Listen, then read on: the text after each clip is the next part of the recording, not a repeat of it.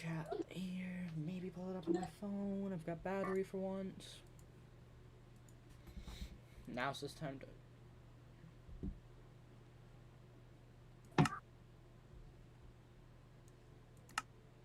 I invited you. Invite my mobile account. Killa, loaded beef, salty, havoc. You're not gonna add me one. Havoc salt, zipzap salt. Have you added me? What do you mean joining realm? Don't, Alex. Go, Tony. Wait. Like 20 minutes to get on. Wait. 30 minutes What happened to speaker? Hey, Alex. Okay, there. There, I'm here. What are you doing, Simro? The fuck up, Google. A new one? Does that one have origins? Shut up, Alex. No. Shut up. No. Where you at, my boy? I wouldn't join that if I were you, because I'm basically about to kill it. Wait, what do you mean?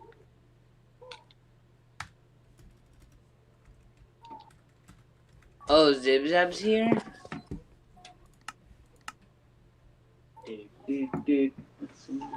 Wait, what do you mean you're about to kill it? Like, because I'm replacing it, 10729. Oh.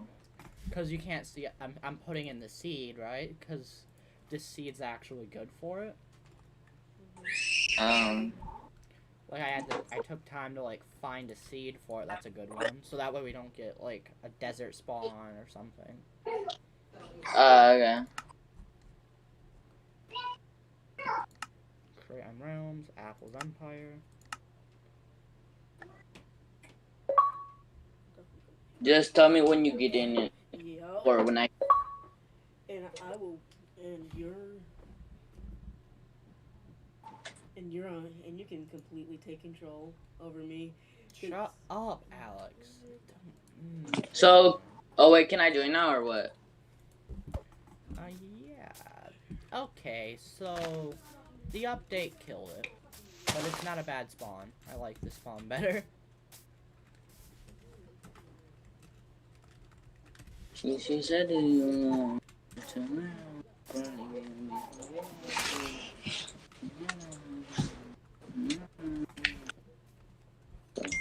What is this spawn? This is. Wait, how did you get up there? Oh, that's weird. What the heck? Can I not get up? Damn. What? Wait, I don't have a map? No. That's pretty sus, I ain't gonna lie. Danny, I thought. Wait, am I not on the other realm? But it was. What the hell? It made me join Apple and Friends, which is dumb. Go and tell me if you want the code. Oh, I have the code. I just joined the wrong one.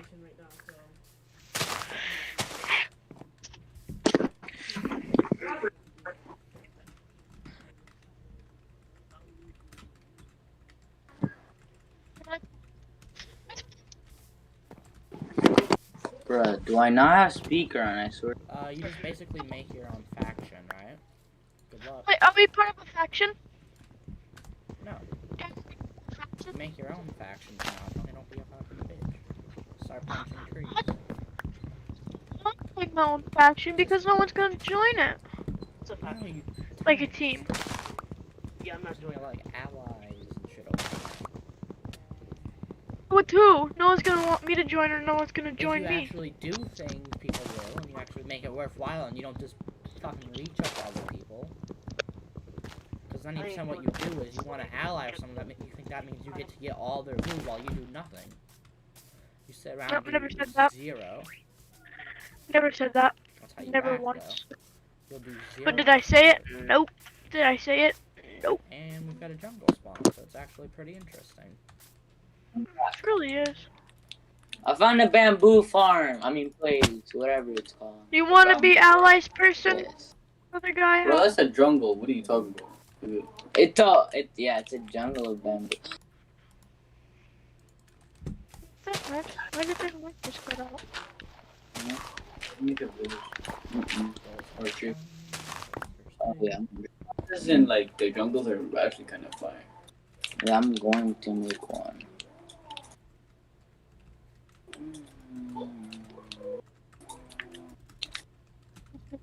Oh my goodness, The bro. jungle one isn't that bad. Oh, get all just like what's it called? No, you basically you fuck. Factions. But you want to be What's up? faction? You want to be Different part of like a faction? Guy? like clans, I don't. basically. Let's be part of a faction. Just, I don't think there's enough people. You gonna have your own faction, Alex? I don't know. Watermelon. I could maybe. You know. Imagine it Jungle blocking juice. out a word, Danny. I'm joking. Wait, why am I getting killed? I just spawned into the map and I'm already getting killed. I'm leaving. What, 'cause you got punched? Yeah, this is why I don't want to play this. What? Oh, shut up, Tony. What, you die one time, so you leave? I just get off Ha! spawn. Imagine! You got punched by zipzap, and now you're beating your controller pieces over a block game. Up, Danny. And get Ha! a call. I'll just remove you if you want to be toxic, because you got punched. Cause I don't want to play that when I'm That's getting a- spawn that's killed. sad. Okay, then Very- chill out. What am I supposed to do when I'm getting spawn That's killed? pretty sad. There's all my loot because zipzap does not know how to spawn kill. He does not know how to Not not against spawn the kill. rules, so. This is why I'm just gonna leave this here. Go ahead then, I'll remove you from the group chat as well. Shut up, Danny! I could care less Yeah, I'm about your gonna- opinion. Ugo, I can't hear him. I'm just annoyed with him. He's being a fucking dickhead for no reason. Yeah. Oh, because Zap killed him? Yeah, I know, but it's part of the thing, you know? You don't like Imagine- it, he's being a fucking bitch Though? about it because he can't. No, because what he is he's the type of cunt who plays on peaceful, right? He loses his stuff Oh in the my end God. he loses his stuff in the end, right? Because he plays like a retard and does something retarded, or like he'll go into the end and so he can get an elytra. He plays on peaceful mode. He makes the he intentionally does things that technically aren't cheating, like turning off achievements wise, but you know aren't moral to do. It's just dumb. Oh, so is it okay that I'm going like very far away from Don't go spawn? super far away. Stay like semi within range. Like don't go like 100k out. What? 50K. What's spawn? The spawn place? The coordinates? I was tempted to make it like where I cut off some of spawn because you can do like these custom spawn editors where you can like toss a world into it, right? And like delete half the map. And so that way what- people see the border. Can you coordinates for the spawn? Cause I might have went pretty good far away. I ain't gonna lie. This whole I'm on the opposite one. Cause I'm trying to go to I'm trying to find a village. Oh, I'm trying to do.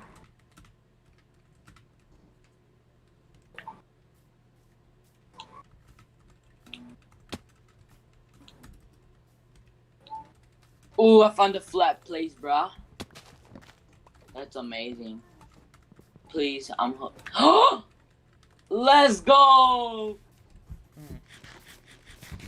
I found me one of the portals thingies. Whatever they are. No Ruined. one cares, Alex. Where's the chest though? Oh, here it is. Fortune. Oh, that's pretty. Oh, I got me some 6 golden carrots. Square up. I'm literally so good at the game. Yeah, I'm at the point with Tony where if he wants to like intentionally just come on here and break the rules because he wants to be a fucking crybaby, I'm just gonna kick him off the server, you know? What can you do with pumpkins? Like I intentionally let him know about it, and I was skeptical about letting him know because then he was gonna cry like a bitch if he died, you know? Who? Because Tony's this like type of cunt where if he dies, he literally resets the world. He resets his world, you know?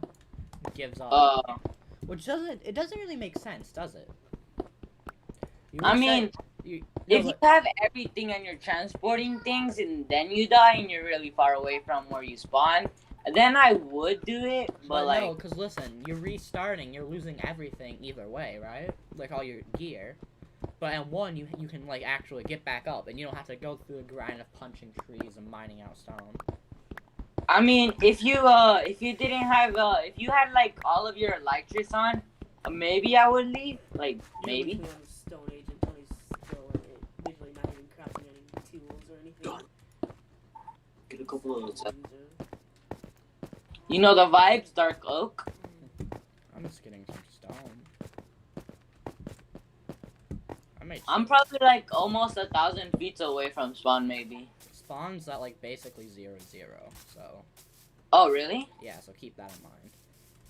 Okay, so I'm basically like 700 feet away. That's about right. I'm trying to find a village, but it isn't quite working out the way I want it to be. My God. I'm gonna give me some stone tools. Since I'm at it. Wait, I need me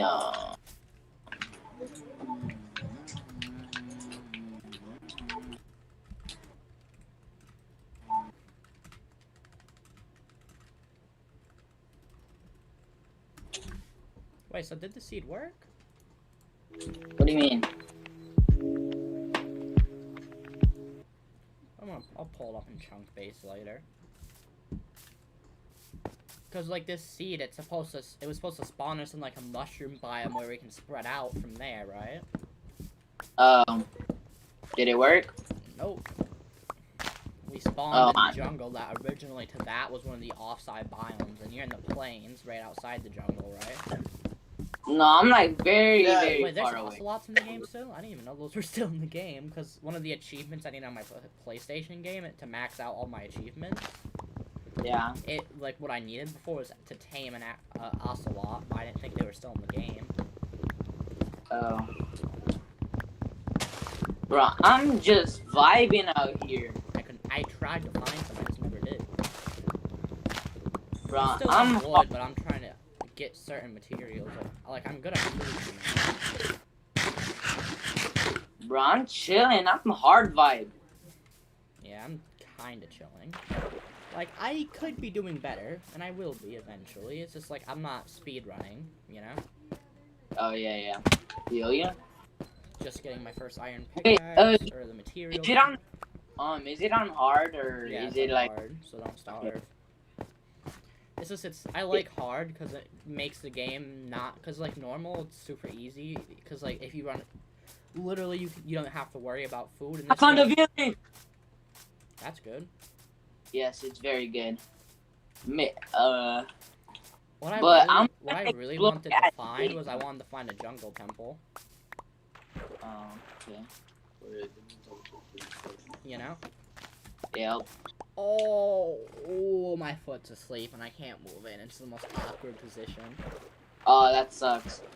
Sucks to be you. Here. Skeletons, like, yeah, I'm not fighting those guys. Screw that.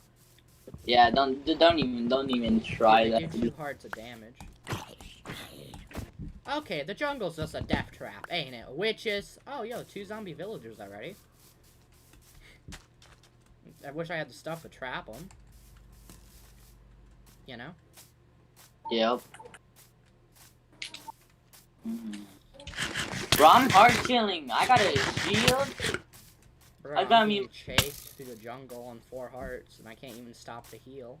Oh, that's sad, honestly. I ain't gonna lie, that's pretty sad. By now. I was trying to get melon. Yeah. I left it as soon as I got there. Because let's just say I have a plan to get very rich very quickly, but it involves me having to need certain items, right? Yeah. Not just melons, but a certain variety of very certain items, and I have to worry about certain things so I can do I got things. some melons. You know the vibe. Because since Yeah. you're building a kingdom, it doesn't mean just like you're one house and you're good, you know? Like you're building like a full out like kingdom for yourself, and like, but just be warned like things can get raided and like shit like that, you know?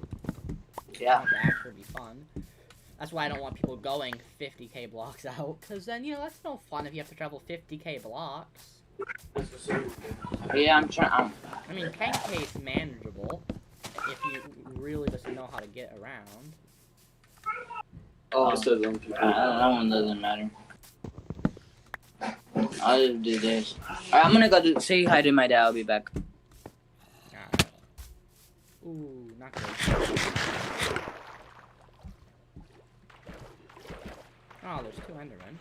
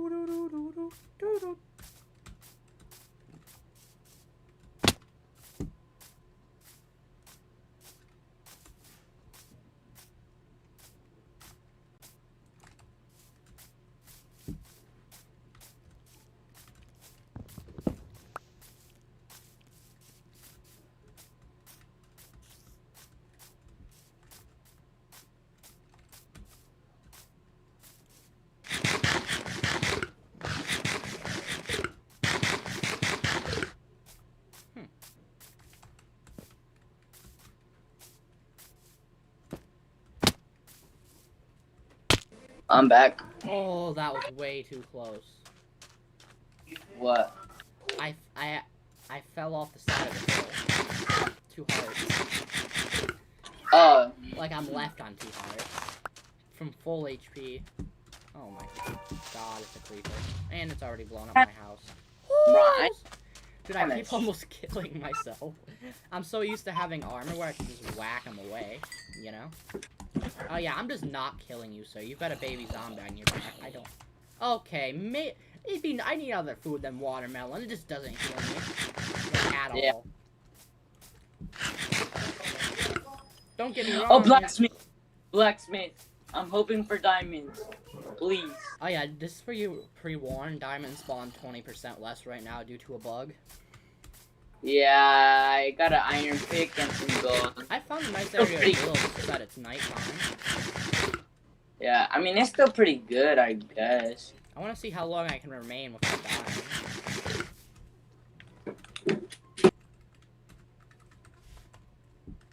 I'm gonna try not to die this whole game. Keyword try.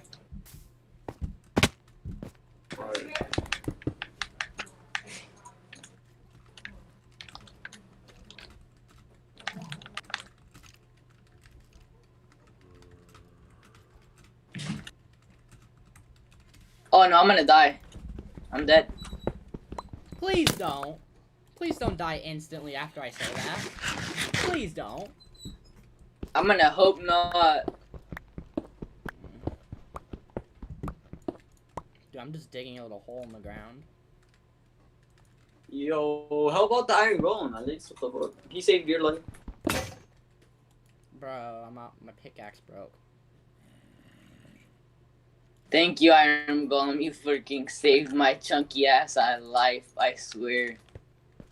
I was at 1 heart, struggling to heal. Did they update the door texture for these? It looks weird. I don't know. No, it's just the item's like a low resolution. It's weird.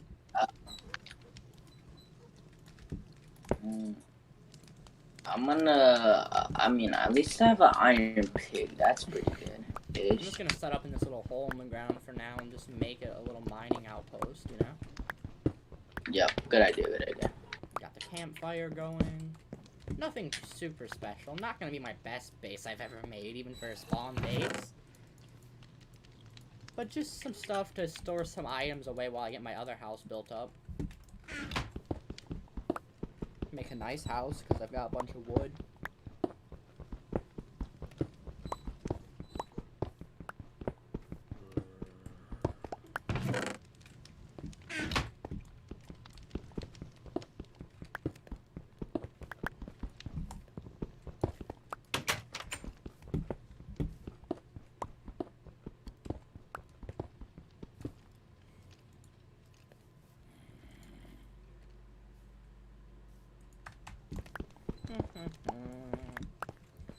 recording this as well, so that way in case I want to make anything out of it, I can, you know? Like, edit this down this weekend, whatever footage I get from the week. Alex, you there?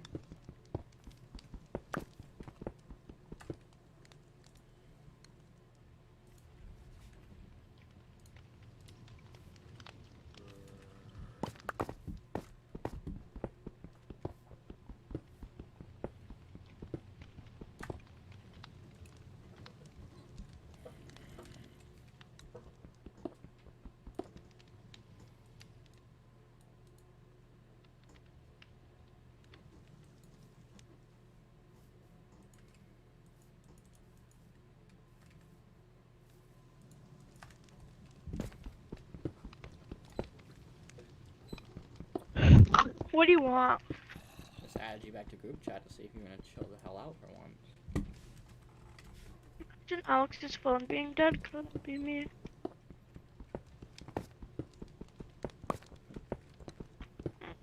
That's just boring. Get a base built up. Start doing things. Help me though, it's ooh, pillager captain.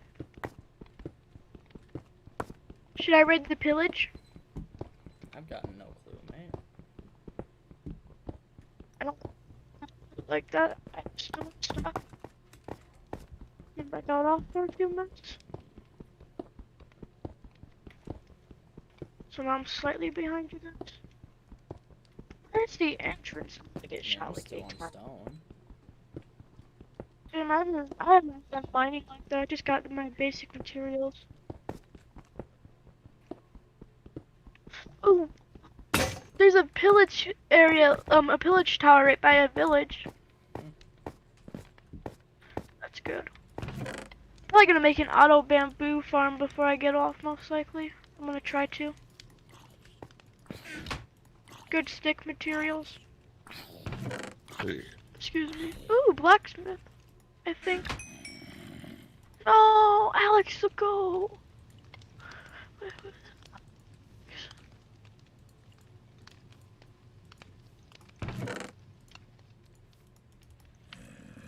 Alex is at the base. Can we do it with the blacksmith? The blacksmith. Why? Oh yeah, Alex's phone died. I forgot. One pick. What are you talking about? I probably can go like a couple thousand blocks away. You know the area of this better because Why it's does a zombie made have an seed. iron sword? Huh? Trust me, I killed like 2 zombies with iron things. One with an iron shovel, one with an iron sword. Guess what? Neither of them dropped. Even if it was just a shovel, it could help me. Oh, that's not good. Oh, that's not good. What? Just being dirt. I'm looking for another village. Hello. Hey, what up? Yo, what's up? Okay, my phone's like very low in battery. But what's his name? You know that kid with the Naruto suit? Killer? Me? Why? The kid, Me, you're talking about me. the Why- kill why you person? gotta be like this? Yeah. What? I'm in the voice chat right now. What do you need to Is talk there a about? zombie What? spawner down there? Wait, what are you is there? Apple, Oh, can you teleport or not? No, there's no cheats. It's an actual survival world. Because how did I literally saw this kid and how did he know I was over here? Sure, it wasn't. I'm so? literally like 500 feet away. Oh no, I was Oh, just everyone- I was traveling in that general Yeah, area. I but saw still. the tower. Ray tracing right now. I just can't see. Oh, if you're talking about how I found you, I have no idea actually. Ooh, that's exciting. I was just traveling in diagonally. Zombie, do you mind giving me a potato? Yeah, okay, I'm out of here. That's a creeper, and I'm stuck. Oh, I have a That's potato. that's Imagine not having a potato. zombie Well, I'm dropped one. sorry that everywhere it goes a death trap, apparently. I'm not Nah. even in the mines. I'm just Yeah, traveling. No, literally everywhere I go is a death trap. Mine shaft. Oh, you can get the new beans. Not beans, but berries. Wait, you found the lush cave? Wait, there's beans. Berries. You know what's funny? I haven't found any copper. I haven't been in. I'm not even in the cave. I mean, I'm looking for a decent exposed one before I can start mining. well, I don't know what to say to that.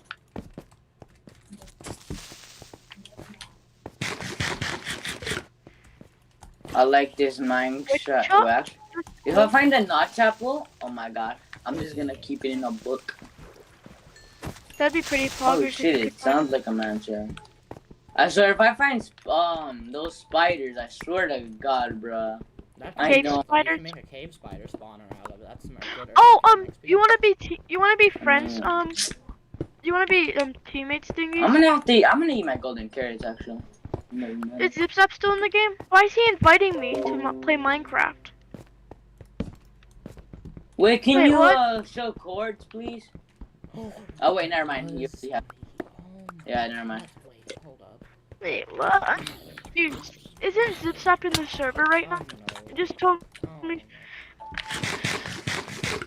Yeah, and you probably clicked his invite to join and messed up your game. Oh wait, I need some coal. This. Give me the coordinates. I know I'm a like hard survivor, bro. Gotta beat this whole game, bro. I got a question for you, Alex. My plan's actually Alex. already going together. I already got one of the things I need. Alex, question. Damn. Alex, Dude, stone swords don't do jack, do they? How come hit, Alex kill something? Or like 3 crit hits? Oh, let's go. This is actually some pretty I got knocked into like a hello. little just a wooden pickaxe. Alright, so Wait, I now found this some is great. spiders, but I don't know if it's a spawner. No, it's not. Okay. I mean, I could help you Yeah, find a spider spawner could if be- you really need help. Cave spiders only spawn from spawners. Yeah, I didn't find it though. If it's a cave spider, though, that means you're near a spawner. I mean, it's not like one of the cave ones. It's just a regular one. Yeah, no, those just spawn naturally everywhere. They're Yeah. annoying. Ooh, I got I'm me gonna go- gold. We need water as food. Same. What? I have like Hey, over. I have about I'm gonna 200 juice back. I have nothing. I'm gonna make a watermelon Nothing to like get that actually line. well. I'm actually kind of sad. Oh, you can't have. What color is it? Very sad, very sad. It's default. Can I get a chat? Alex, I'm not. You want to be allies? Mm-hmm. Part of the anime faction, I guess, because I have like 8 anime skins.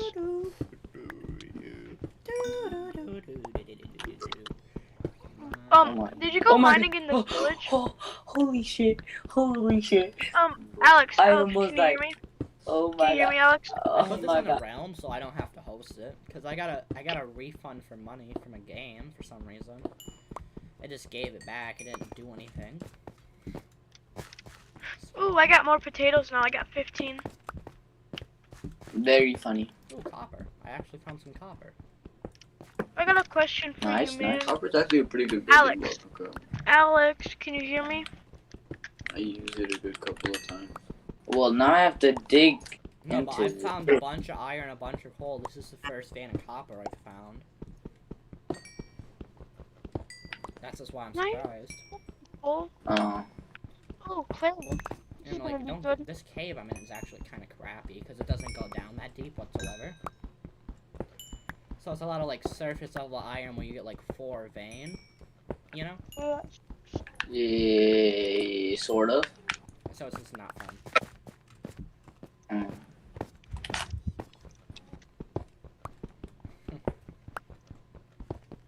I have a plan to get rich. I don't know. I'll have fun. Try not to quit though if your stuff gets like, if you have to like end up rebuilding, don't quit out, just end up rebuilding, you know? Wait, what do you mean by that though? You're kind of getting me scared. No cap. I don't have anything to raid anyone. I have nothing. I mean, I have we 9 could- levels and stone tools right now. No, okay, I'm not worried no more. I mean, I do have iron to make the armor, but... Plus, I also don't have a map. I don't know where the hell you are. I don't have redstone to make a map, and I don't have a loom. I just got a map, Denny. You just need some you don't even need compass anymore. If you get sugarcane, you can get a cartography table. Oh crap! I got a map. You still need a locator. For a locator map to find players, you need the compass. Oh. Bro, I am not finding any. I built a map a few days ago. Oh. I guess that map's useless then. It's not useless. It's still of the area, and you can add a compass to it at any time. Oh, I can. Yeah, you don't. You can add it to it later if you have everything. Oh. I'm just mining coal from the walls. I found like a stack and something of coal. This is very slow mining progress that I've made. Stone pickaxe, I'm guessing. Oh my god, creepy ass spider. I'm not Sure. even gonna bother to mine the copper Pretty on good. the roof. I know it's pretty good place to build my base, but I'm not. Your brother Oh, can we have a join if weaponsmith. he wants He to. plays mobile and he sucks at it and he doesn't want to. I can't play anything else, so. Why can't he? Because Alex takes the Xbox or whatever. I mean, Switch. I'm gonna buy a cable for it to fix it, but Oh, is the power cable just broken? yeah, that thing doesn't turn on, so. Yeah, you know, you can get, if it's just your power cable, you can get... Let's go! I'm pretty sure you can Wait. get, like, cheap power cables at Walmart, like, like those power adapters at Walmart for, like, $10. Now, yeah. they may not be the best, they may be fragile, but it's better than having to buy a new Xbox. Or I mean, we could buy one in Amazon. They cost pretty cheap, I ain't gonna lie. gold axolotl. You should like go to what's it called? Well, yeah, we're gonna go to one. Yeah, okay, this is a good area for axolotls. I'm just mining straight down with my Yeah, we should go to Walmart. I'm gonna find a Water lot of strategy. axolotls though, because where I'm at. I kind of like the way this world's laid out. There's an ocean separating like the giant certain things. I think zipzap is There living is. on an island. Yeah, he's living on the Mushroom Island. I'm living somewhat. But Danny, you know everything about that wait. this seed. It's not Weird fair. question, does lava sound different? I really don't know anything. I just know it's a mushroom biome with a bunch of other biomes laid out around it. I just wanted access to biomes so we could actually use them. Fair enough. And it sounds like That was sounds joking. like there's a raid tower nearby.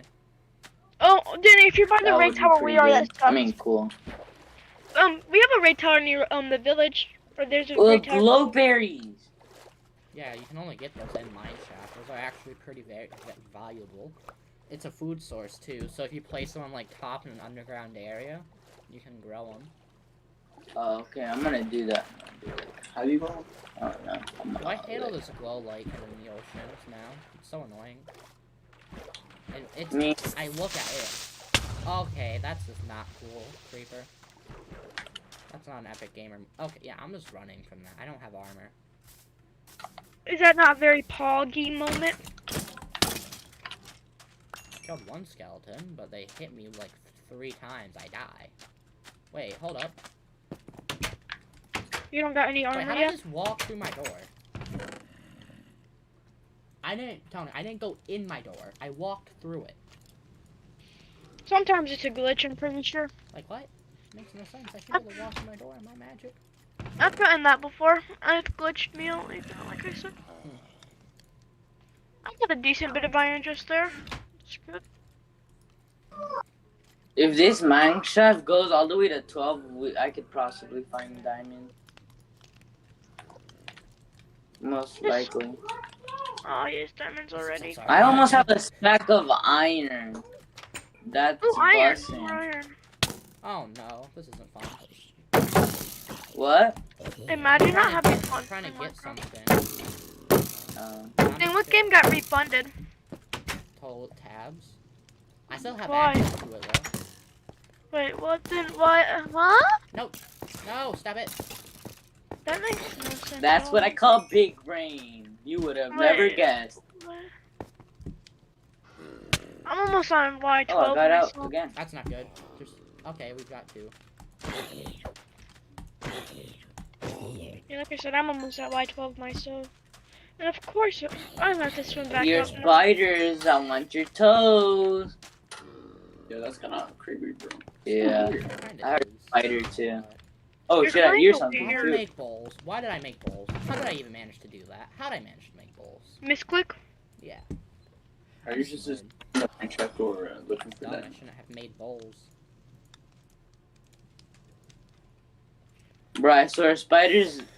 Oh shit, the way they walk is creepy. Hey, That's zombie, chill. I'm trying to keep you from dying. Getting killed by. That wasn't a good idea. That was not a good idea. Oh shit, I'm almost dead. I'm making some armor, just so I'm not dying to everything that touches me, you know? Good, very good. Wait, what? Holy smoke, that was a close call for my death. Huh? I do not want to die in a mine shaft. That would be pretty tough. I ain't gonna lie. It'd be pretty sad for your death.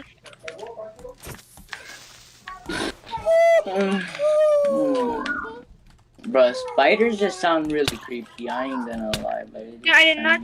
Danny, how'd you die? You How'd died to just a die? zombie? Really? Danny, you're dog Damn. water. I Danny, hit. Okay, poo-poo. listen. I hit my crouch button, right? Yeah. Didn't work. Okay. My shield didn't pull out in time. That's why, Oh, okay. Fuck Minecraft is me, the dude. greatest. This is the first time I've actually died first, so. Oh, so your little bet on me didn't. Actually, I died first, Danny. I'm gonna get out of this mine shaft because I'm getting looped But on. yours- So. Danny, yours was the 3 first negative 139. actual death that wasn't caused by another player. Yeah, I know. I was being retarded. I was fighting a zombie. He had an iron. Listen, he has an iron shovel. I have barely any armor. I'm not. My shield didn't pull out in time. Like I hit him and I tried to. I hit crouch instantly after, but he hit me like in the shield animation. You know. That's kind of sus. Yeah. Now I've got to run all the way back. I ran a little bit away. And I don't have a bed. And I'm already low on hunger. Not hunger, but heart. So I just lost like 4 hearts. That's gonna. See, the reason I'm dying though is because I have watermelon as my food source. Zipzap has cows. He has cows already? He's on I mean- watermelon. Oh yeah, he could just milk those. Good news is, oh come on! You have to steal my shield, everything. That's everything I have, dude. That's sad. He has honestly. he has my shield and my chest plate and my sword. I can't even get hit. Okay, that's good. That's sad. No, that's tough. I don't like this, dude. It's both. I'm just gonna cancel the round. Get a refund. Hey yo, chill. You What told is me. up?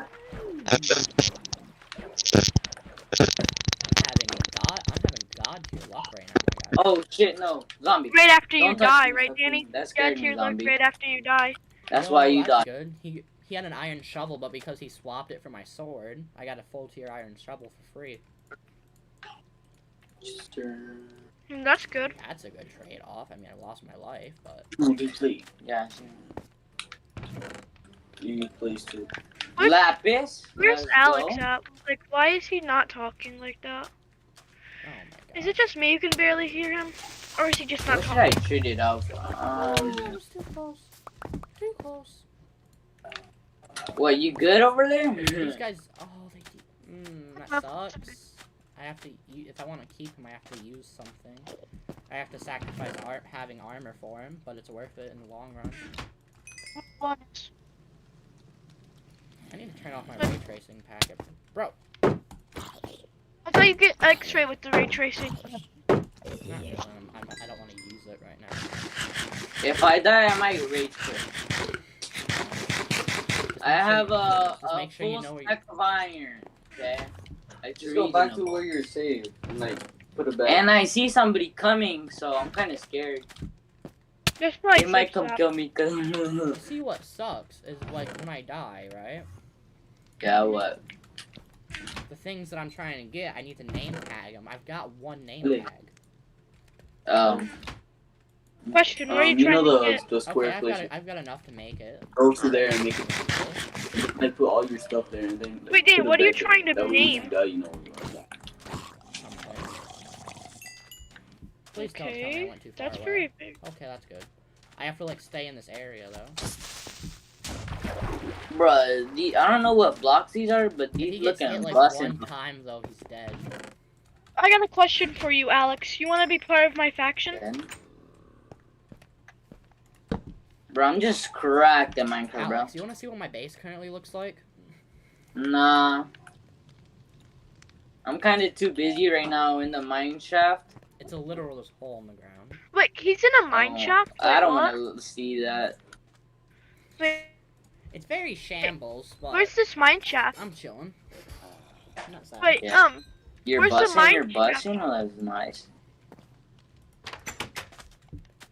I like these bugs. Oh, yeah. I'm trying to find I'm some easy diamonds. Better. Ends up I have to mine in both there. You can make them polished? Yeah, right now you can make them right now. It's like 4 of them and then you get 4. I don't like that he's disappeared.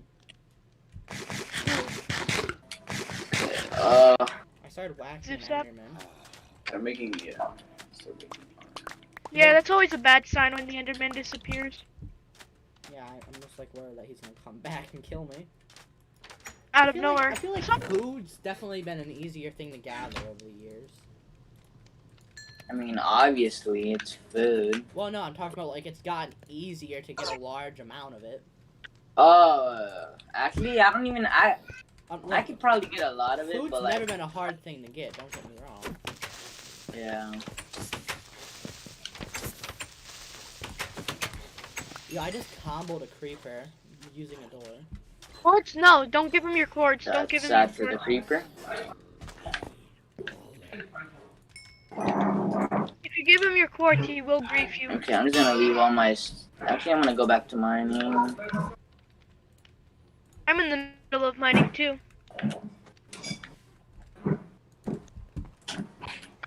Oh, let's go. But why does zipzap want your coordinates so much? Well, that sucks. It's probably because you're Danny and all. What? Nothing. Okay. Yeah, I can do it later. I can get one later. I got the supplies too. But it just sucks now because I wasted all the iron I had to name him, right? Wait, Yeah. name who? Danny, Name who did you name? Okay, is my mouse here? Okay, here it is. It bugged for a second. My mouse bugged out. Tell me, who Imagine. are you? Who did you try naming? Nothing. Did, Okay, I have enough iron for some armor. It's not full suit. I get a full suit by now. I'm gonna get Yeah, I a could get a full pants suit. and a helmet. Because then that Okay. leaves pants, helmet, sword. I mean, if you're talking about that, Dan, you might as well get some boots. Well, and a let me just chest make plate. all of my armor suit. Dan, you should have made a Add boots and a chest plate. I'm gonna make a chest, actually. I need a chest. Wait, are you still in the village? Alex, are you still in the village? Wait, you're down to ally with me? No. It would be pretty sad if somebody just took it on. He left the realm. That hurt. Yeah, don't realize that it's raining. I'm hoping you get a mending book. Give me a mending book, please. No, they left. I'm making a fishing. Yeah, Your life's gonna be fishing. I'm just fishing. That's probably in one of the rain. most That's probably gonna be one of the Nice. most. That's the new vibes. I'm gonna go fish somewhere else. Is that a more. turtle lake? I'm Wait, actually no, wait, getting some pretty good rates because it boosts your rates if you fish while it's raining. Oh, You trying okay. to get a mending So book or early something? game and everywhere that I play, I enjoy fishing. Because it's a good Trying to get a supply mending of book or time. something? Yeah, also there's a chance that you get like a saddle or mending books or whatever else, you know? Yeah. Tons of fish which are useful for water breathing for if you want to go ocean diving. I'm just gonna set my Yeah. coordinates Like somewhere. ocean diving before you get respiration. Oh, Wait, what? I wasn't gonna What? wait to like. What I wanted to do at first is wait to get everyone on at the same time, right? yeah. But realistically, that's never gonna To be honest.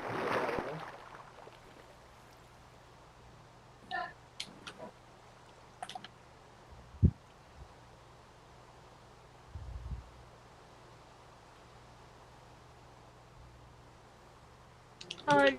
That's just You also gotta decide if you're building a kingdom. Are you allying with your two separate kingdoms, or are you one kingdom but with like one ruler or one person in charge? That'd be interesting. I mean, if I'm making a kingdom with someone, if I'm allying with someone and making a kingdom with them, I want to ally with the nation so we don't go in war. I just noticed I did something pretty dumb, but. If we don't talk about dumb stuff we do. Alright, I'm gonna get off now. I Don't got my basic stuff. get actual loot, Tony. This is why you fall behind. Ooh, my friend? No, he It's like, cries I about guess being behind, but you see how long he stays on. Oh, yeah. Who's Be on. Tony? I'm Or gonna be who? on multiple times. Who you talking about, my friend? Yeah, I find someone good. We're only gone for tomorrow. We are? I am. I gotta go to school for the next 3 days, like in person. Why? Just for some honors, not honors society, but some other thing. Gotta do it. What's this? Stuff in class, and mom doesn't let me skip it. Meh. Isn't that right, mom? That's She just said, mm-hmm. You might Oh, a have better one. fishing rod. What kind did you okay. get? I just have the bet. I like this. I like this. Wait, I got a question. Deep celled brick. That's amazing. Deep slate? Yeah, it's a very good texture, in my opinion. Yes. Good luck finding But- it, though. It's slower to mine than stone. I mean, Oh yeah. have I found the best place to get them at though. Yeah, but I already have a veins, full like, stack. You can get a few stacks. You got that one? Oh. Wait, The veins are very big for the most part if you mine them I out just fully. go to Also, the. if you're mining out the deep slate Oh, veins, yeah, you can find some diamonds in between. it only takes twice as long to mine. I have my get rich quick scheme already working. My full advantage. You're trying to get your netherite armor in Holy like shit! 5 I just hours? heard something really creepy, and I don't. Yeah. No. Ooh, I like that one. Oh, yeah, deep no. Drop 4 Very diamonds. easy craft. armor. I feel like Wait, when I how found much do I something get good- out of these? 4? It's also good fishing while it's raining because it's level grinding. Yeah. You know? I already Yeah. got back. Oh, is that a bow? Oh my gosh, dude! If I can get a bow to combine that with to fix it up, I've got myself an OP bow already. Oh no! Holy! Yeah, I the was bow is about good. to die in the Infinity saddest punch way two ever. and power four. Wait, power 3, punch 2, My and guy, I almost Power died to the stat. 4, punch 2, and infinity. Bro, you know how I that's almost That's actually died? godly. I almost died to drowning to what is it called? Gravel. That would I've that died would to have been before. bad.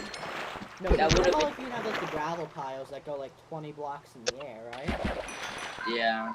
I was in the survival world when I first started and it killed me like that. I just kind of rage quit off for the day. It's because like I had my shovel broke halfway through too, so I was punching it, trying to like jump up and survive, do something, right?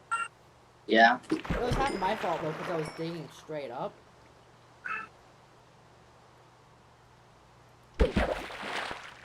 Yeah, I'm just fishing here, just having my hand on my mouse, just sitting back and relaxing. Nice. Like, I've already got a good bow. That's good. That means I don't have to sacrifice anything to get a bow and arrow. Because a bow and arrow is probably... Bows and crossbows are the most OP things on this whole thing. Yeah. I want to get to Nether, though, as soon Hello? as possible. Other house, are you gonna be allying? Oh yeah. I'm gonna go once I get out of Yeah, this mining you shaft. want ally with And I me? should. Alex. If you want, I'm with you. I was talking to my brother when I just said You're welcome to join though too as well. I know. You have a late start, but you can. I know. I was gonna join after one. You're probably not gonna be able to chill out in the group chat unless you have a account. Yeah, I'm gonna join your police account. Just because there's a group chat limit and I don't feel like making a server for it. I look. Because a That group looks chat, I just awesome. add you to it and we can chat in it. I'm just using it for its durability because it gives me fast fishing. I've got a punch 2, power 4, and infinity bow. That's what I Bruh. made it. Yeah, I've been So mining, is it right? if, like, come, like, we be allies or something? Nah, I barely have enough food to Water support myself. bucket. That's why I'm fishing. Yeah, I could be with I'm gonna get you a water bucket, Alex. It doesn't mean Let's go. chilling together. Let's go. I find more of these blocks, and there's like almost a whole. Blocks, honestly. Huh? Fishing. Bro, I like. Fishing away in Idaho. 30 minutes. Fishing in I Idaho, can go you know the waterfall. vibes. Oh, that's. 35 minutes, 30 minutes. Right. It This is sounds weird 30. when you step on it too. No, Oh, what's good, zombie? I was down. Mom was downstairs while I was putting a lot of stuff away. There you go. Little side note. Let's see this. I want to see these blocks. I'm getting belly pouch too. Fishing dock. Like I want to make, cause like I make like. So guys, listen. Don't just like make secret underground bases. Okay? What? Don't make like this like one giant like underground secret base or anything. Okay? But we can even Why? go 10 feet blocks out. It's kind of boring, you know. I It mean, makes it hard for 25. people to find you, and then like it kind of defeats the whole purpose. Because then it becomes another survival world like the Apple. Because we're playing a faction server. I mean, I don't want to. I mean, actually, never mind. I was gonna say something, but then I just realized something. It doesn't mean you can't have like an underground base storing your valuables, but don't have just absolutely everything. Like build an actual like town up top. You know? Oh, I'm gonna make like a straight up sticky piston for my values. I don't care how you want to store your valuables, because any town or city that realistically should be hiding their valuables away, you know? Wait, who's coming? This with is me. That's me. That's me. No. It's me. It's me. It's Somebody's me. It's me. literally. No. It's me. It's me. Huh? It's me. I'm gonna kill him. Don't kill me. It's the kill person. He's asking to Alex, die. being audience, bro. Why are you coming to him? Cause he's coming. Okay, to and He's gonna die. No, I'm It's gonna give be you funny something. too. I'm giving you loot. I'm gonna give you I some love how he's loot. trying to give you a gift, and you're just like, nah, I'm killing him. Screw him. I'll I'm see giving- what if he. I'm I'll giving see you a what he resupply. can, bro. Resupply. Definitely interest. Yeah, that costs 20 levels to do versus 2. Okay, now I've got a full durability bow. I've got an infinite ammo bow. Bro, he's giving me. What is this? No, I want my water bucket back.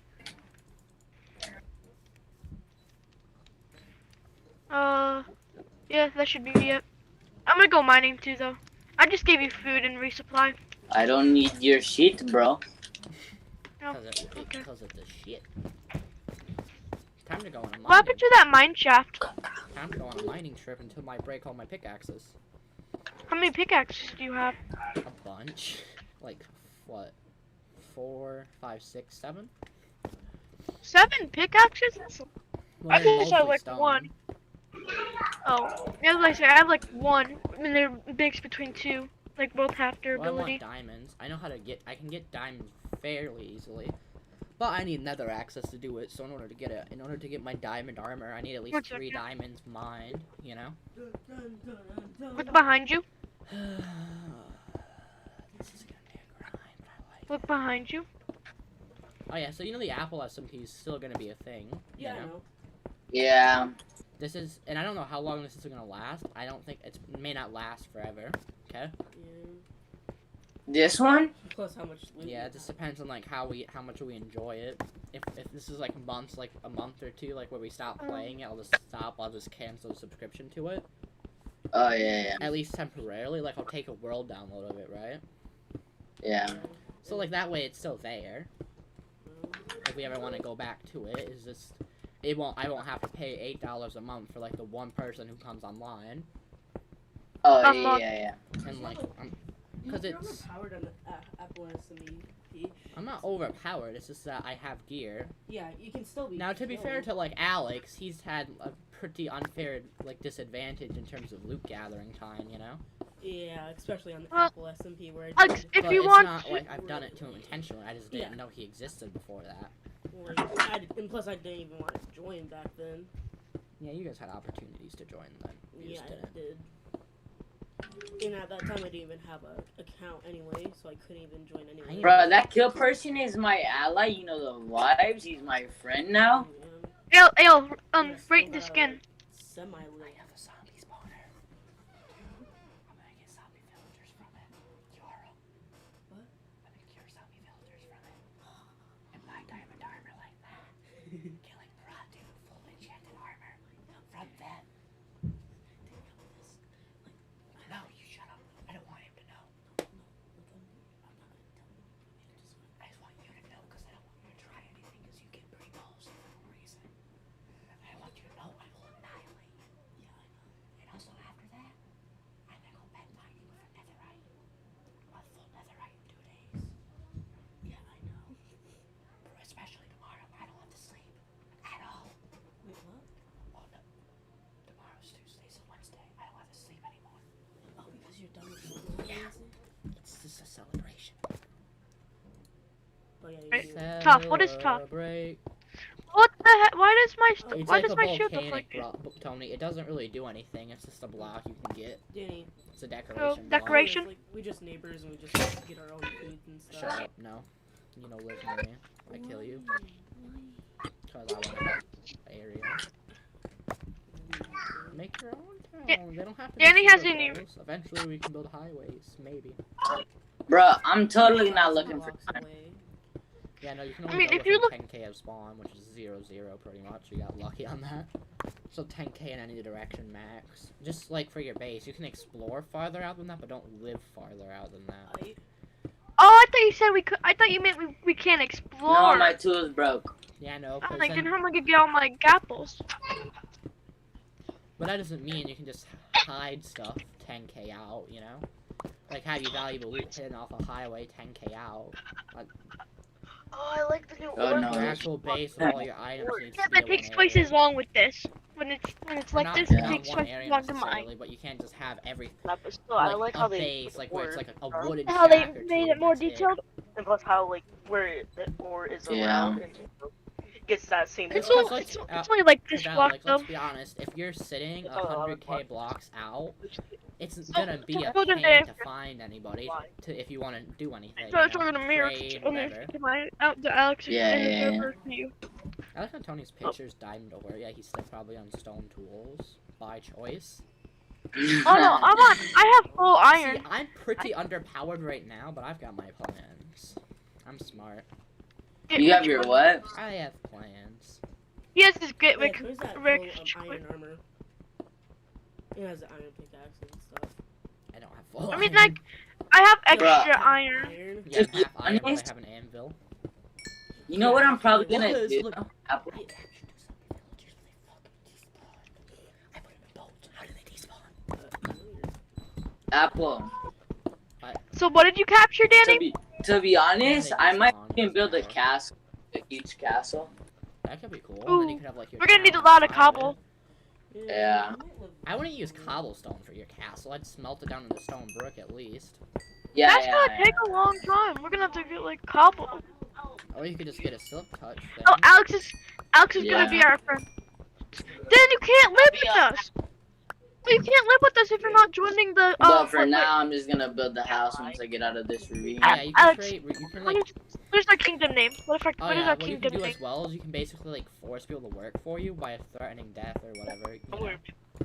Yeah. Like say you have power over Hey, don't someone look who at my joins, shield, you can by the force way. them- you can basically do slavery in And it Minecraft. shows up like that. Like, Look at Wait, it. is the kill person Tony? Yeah. Okay. I can kill people. Could I be your ally? No. I won't kill you, but we're not. I'm gonna start mining over There's no here. reason. If I have Alex. allies with someone, it needs to be for a reason. I'm not just making allies with people to make allies. I'm making allies I where mean, it benefits me. the only reason me and Alex are allies But right I now also is am only because gonna attack people where it benefits me too. I'm not just gonna attack for the fun of it. More. Are we gonna be like what is our kingdom name, Alex? For our now, kingdom I'm name? not gonna attack unless it benefits me. Yeah, because Alex, what is our kingdom name? Look at that high quality stone. Bro, I've been looking. I'm for afraid quite a that bit. Oh, I have a good idea for our kingdom. I have a good idea for our kingdom name. I don't yield any power apparently. When you do, I feel It like didn't it's go gonna, to my head on the other one. I feel like it's gonna go to your head. Didn't I'm on just the other one. saying, cause you're scared of your power. No, I just like threatening people. It's fun.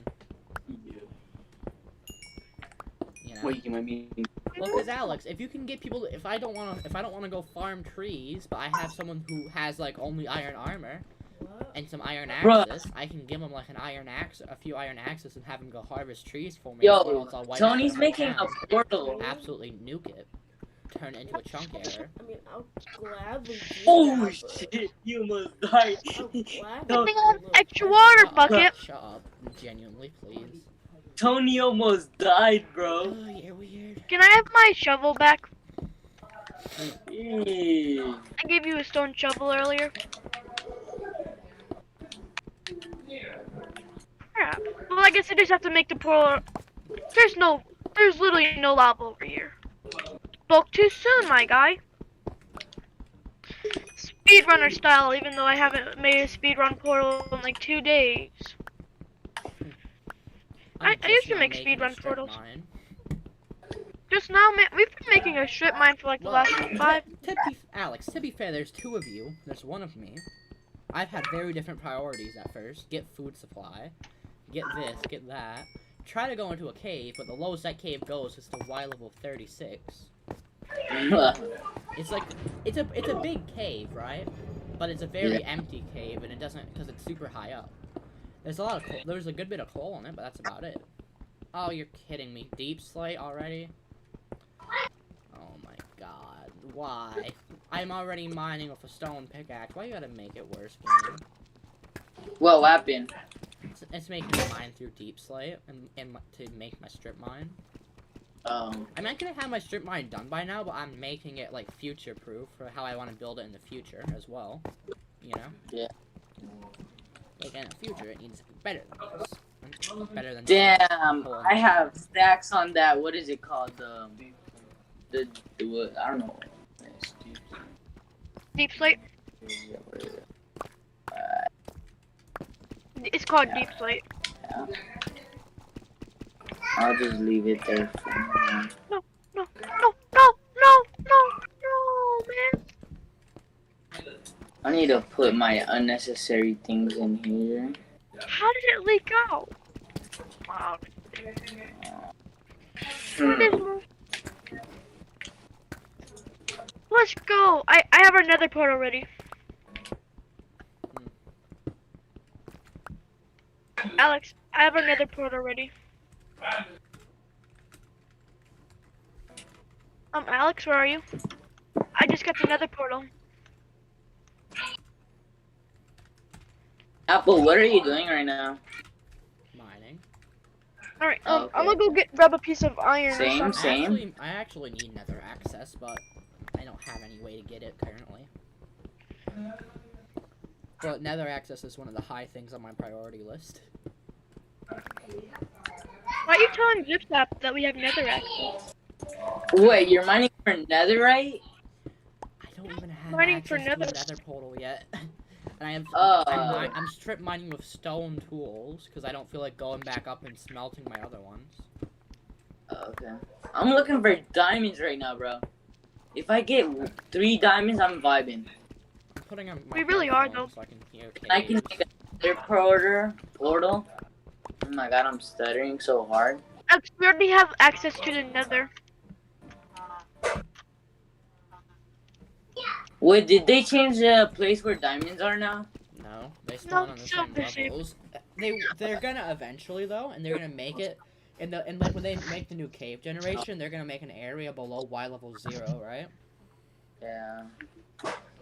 And anything below mined at that below Y level 0 is what's it called? Diamond spawn more frequently, iron spawns more.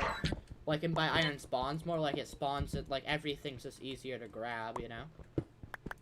Yeah. Follow me, Alex. Alex, where did you go?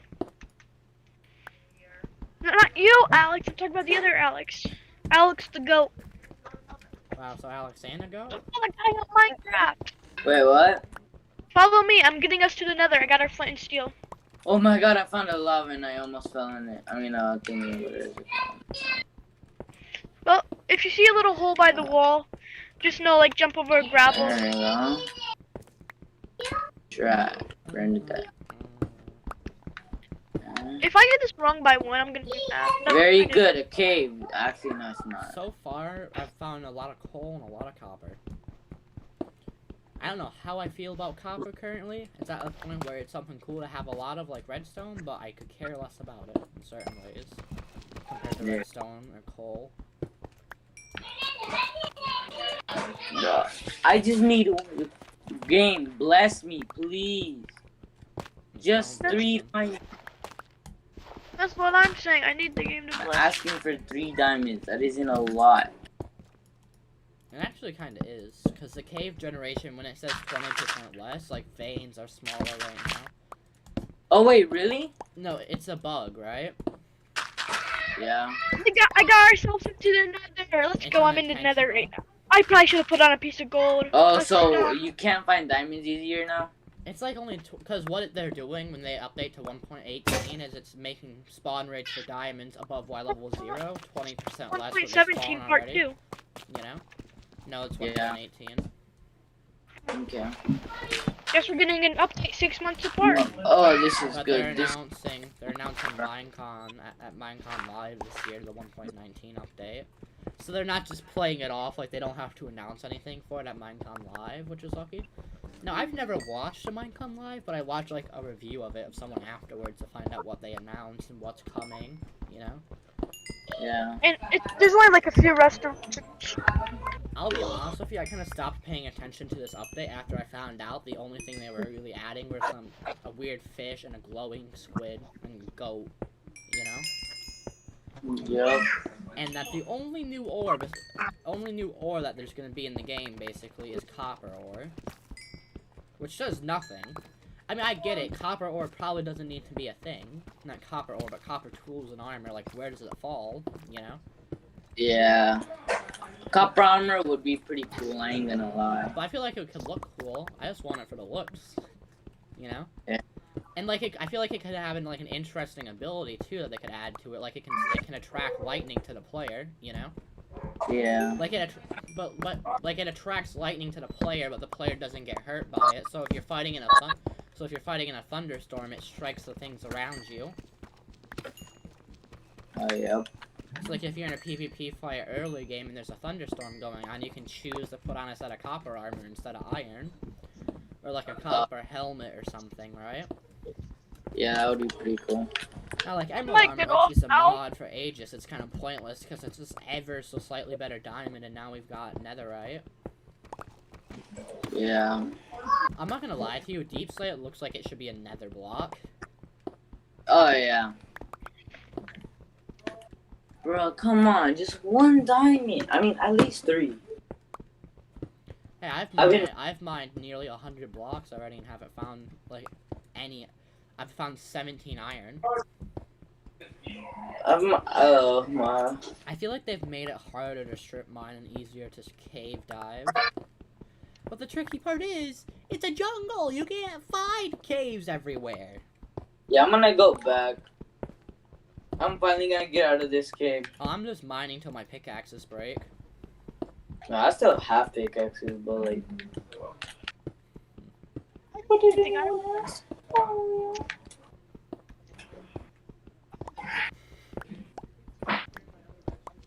What does that mean? It's coordinates.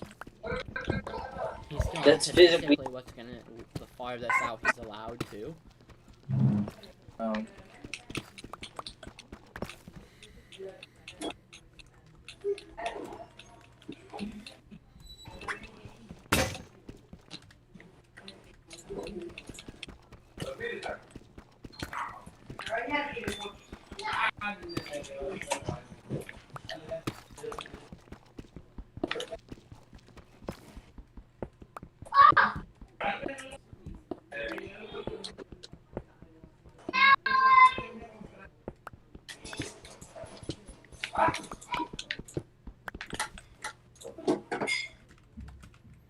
He's either gonna donate it or spend it.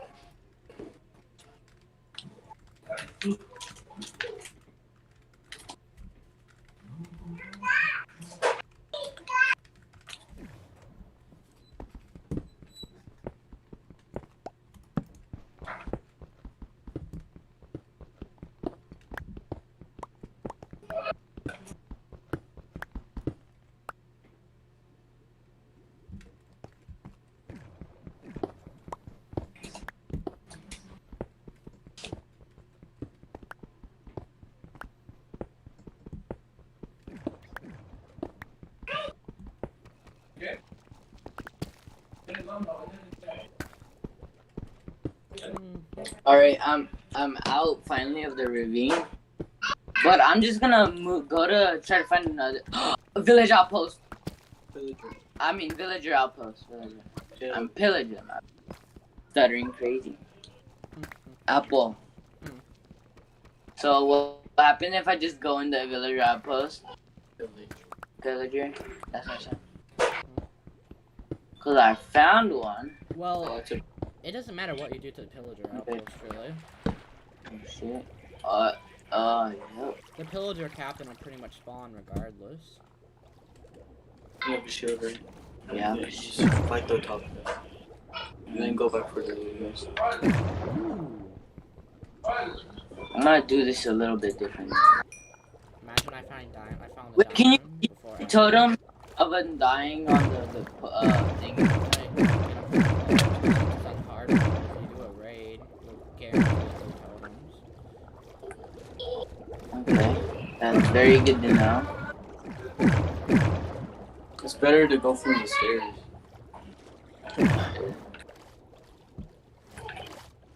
Yeah, boy. He thought I was fire. Slip, not jits.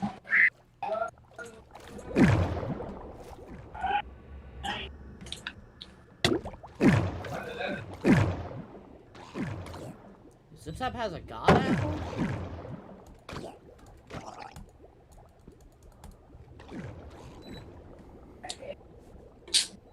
Let's go. Oh shit, I'm running. Half a heart, half a heart, half a heart. That was so funny to watch. Shut up, I fell. Oh no, let's go. Chill, I don't want you right now. Bro, you gonna F me later. Chill, skeletons. Whoa. That's necrophilia, mate. The least thing I want is skeletons right now. Oh my god, there's so many monsters.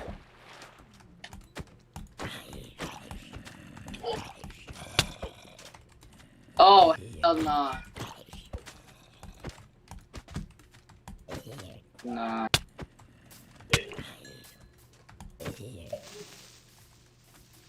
Go. How good is this?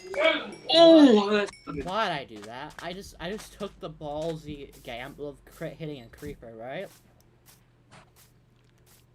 It almost didn't work. I had to crit hit it 3 times in a row, or else I die.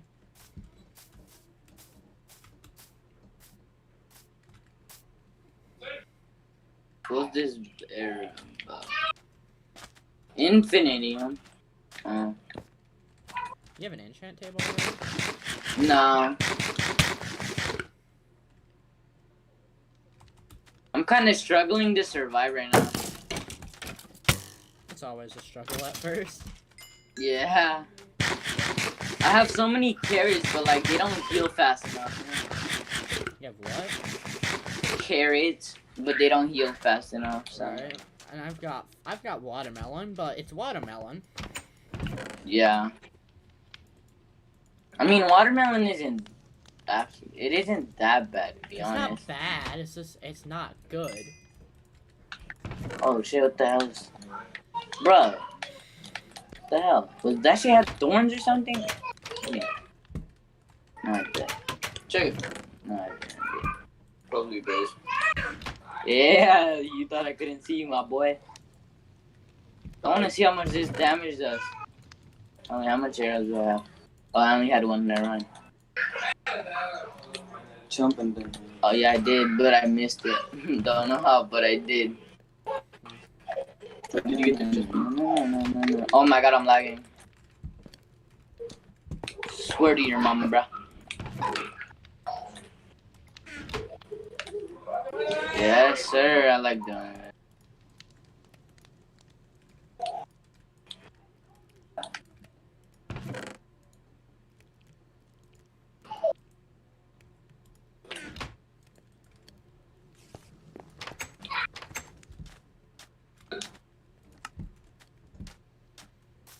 So I know how to keep them down, so I'm just gonna. I feel so good for the like 2-hit a creeper.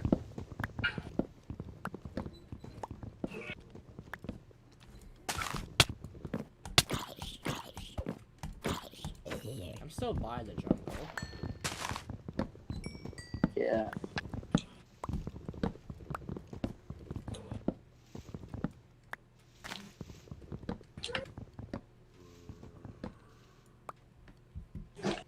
I mean, to be fair, Alex, normally what they normally used to do is they used to have a pretty, like, tiny update in between 2 major updates, you know? And I'd argue that Caves and Cliffs Part 1 is a tiny update. Like, all they did was do a few things. They didn't really change much. I mean, I like the update. And So there's.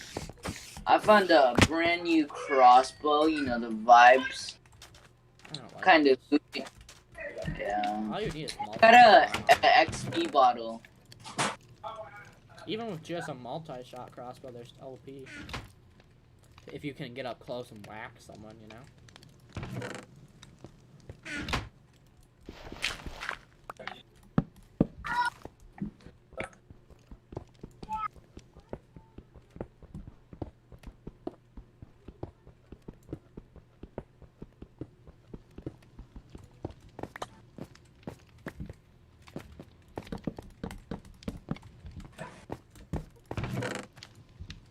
No way, there was only one kid here. Where did all the thingies go? Oh, that's him. Mr. Raid person. Stuck in the water like a bitch. My ball on a mate.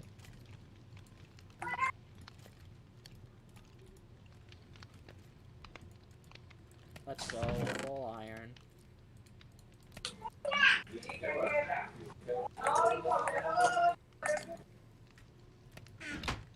I hate you, Spider. I'm kind of busy right now, Spider.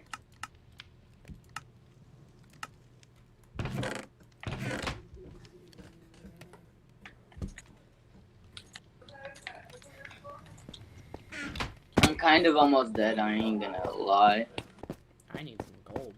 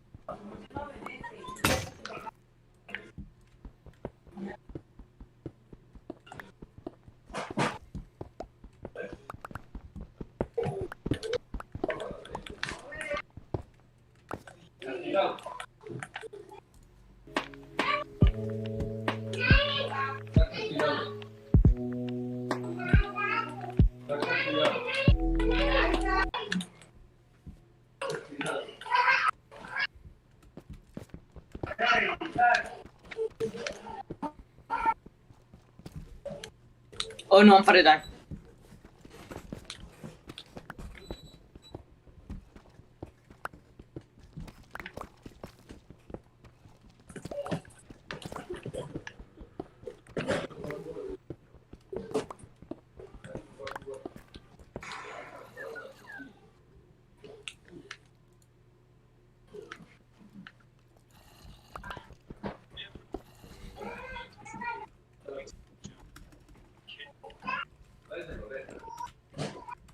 Oh, that's cool.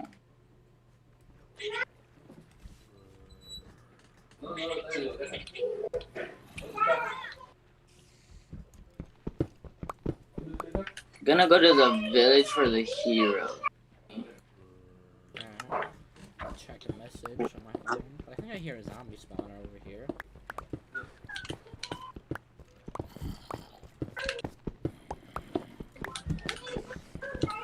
I don't know. Wait, is the village even over here? I don't think so. Wait, is this a double? Okay, it's a cave as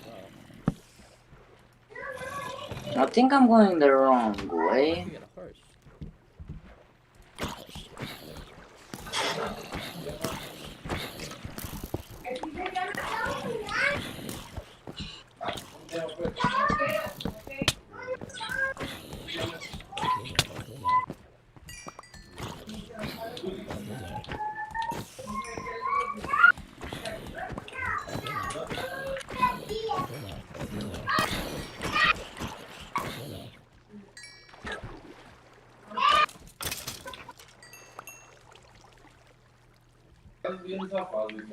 I forgot how miserable it is to swim in water.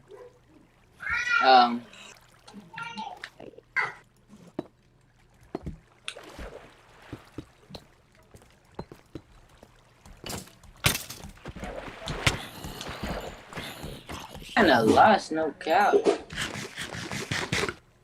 No, I think I could get my way back to them. If it is, yeah, it's probably the other one.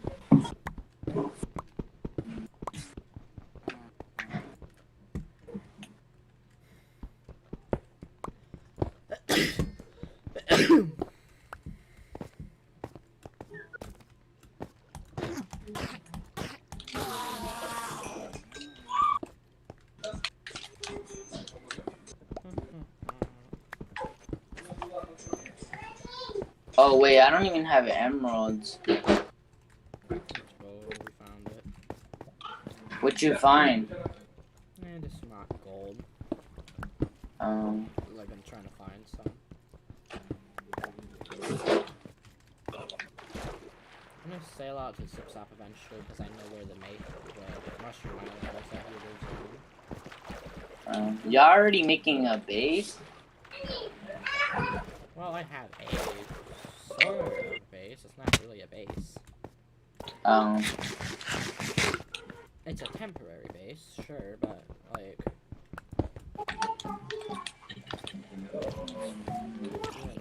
Oh my, yo, zombie! You just fell like 20 blocks. How are you alive? You're like 2 HP. Ooh, bucket, a name tag. That's good. Oh, the raid! I'm about to get hella emeralds from this shit. If you don't die. Oh wait, this bitch is here. No. You better not take my things, cause I need villagers. Oh shit! I need to make a new thing.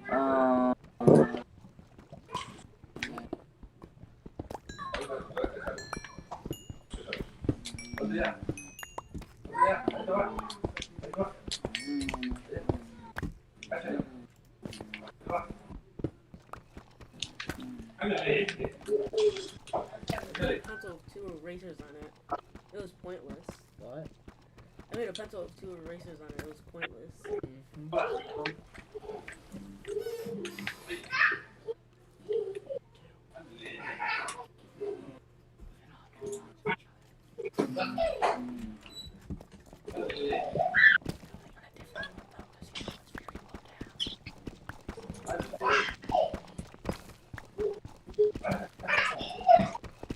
Was my mic muted that whole time? Yes. Sure. Almost like you realize that you unmuted it. You're annoying. Yeah, I just did. Shut up. Oh, I got a question for you. If we get 2 totems, I want one. If we just get one, you can have one. How about you screw off and you do your own? Oh, my bad, my bad. Instead of stealing his totems. No, because we started a raid. He started a raid on me.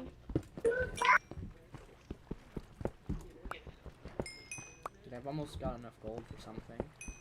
Wait, can you pick up emeralds? Tony. What? Yeah. I mean, I have some. That's my Bro, I swear, bro. No. No, just... plan, but you can't. Oh, never mind. It's that age.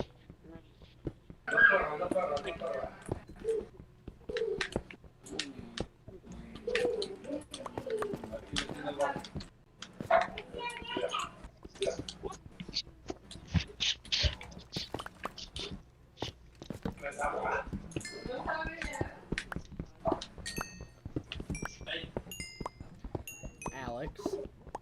Was What I may good. do is if people like ask to like, because I may end up posting a video about this, like actually trying to put effort into editing it, you know? Because it's the summertime, and so I have the time to sit up all night and edit if I have to. And so what I'll do is I'll start like editing down like clips over the week, making. How did I die? I'm literally about to die to this I'm at just least one. gonna stream this every time I hop. Oh, you're on fighting a from Ravager? now on. Like if I'm on, I'm probably gonna be streaming. Cause why not? Only time I won't be So that- streaming is if I'm just sitting AFK, like AFK farming. Right now I'm just letting my bamboo farm, my very inefficient bamboo farm, go. How? I glue it. They always spawn here, which is weird. Ooh, I have a crossbow now. Let's go. Hey, Danny. Where'd they spawn? I was gonna build a house. When you shut up and never talk. No, it glues it together. Oh, let's go. I'm gonna kill the the kid with the So totem. range. You might want to do it from range, cause Mom, I'm going to commit a hate crime against that one. eat, like just eat of it. I Huh? basically, You got a yeah, I'm gonna totem? let him handle with the. Do it, you said? Oh hell no!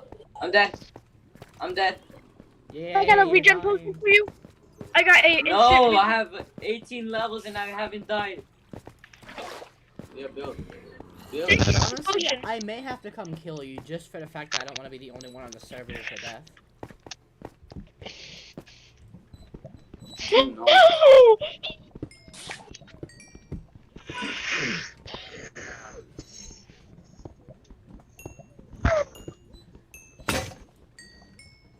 I gave you the healing potion. I sort of regret it. You still alive? Yeah. Yeah. There's another witch. What are we supposed to do? Yo, I have to Man, get I have off. to. You have to? Apple. Okay. Yeah. Another regen potion? That's what I thought, my guy. Maybe I could play a little bit more. Hopefully. It's good if you have to go. I can do You things. have to stay if you can't. If you Huh? can. I'd prefer if you stay, but if you really just can't stay for some reason, you don't Even have if to. it's Nah, my parents tell me I have to get off. It's chill if you have to go. It's not gonna hold it against you. Fuck, bro, he hit me.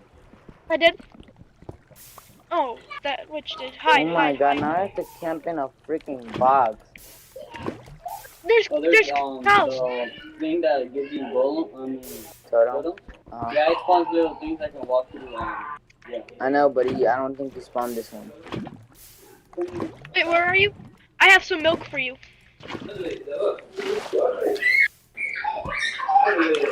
Sharpness 2? There's milk. What a In savior.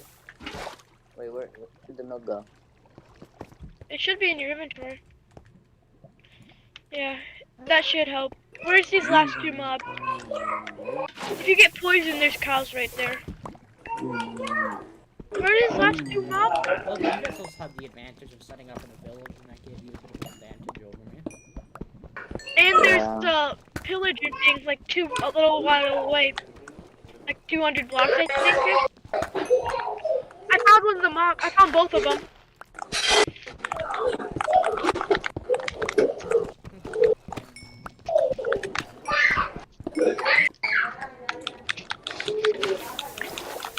Give me a second, I gotta heal up. I have to heal up.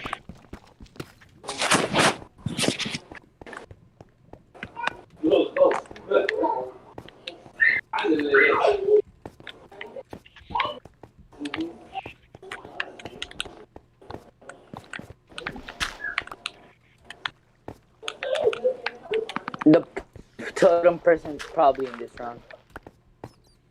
They sound like The invoker, the guy who spawns like the I'm in Yeah, we're in level like round 4.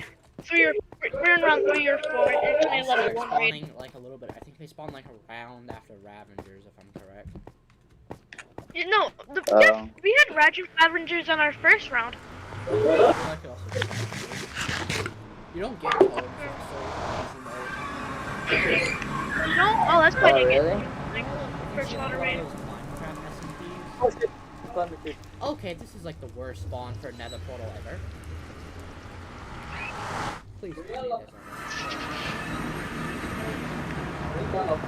Oh, we have a brewing set. I'm keeping the totem, guy. I'm keeping the totem. boy. We I can have find to another get guy, off. hopefully. You have to? Uh, God, that means I have to fight all these guys by myself?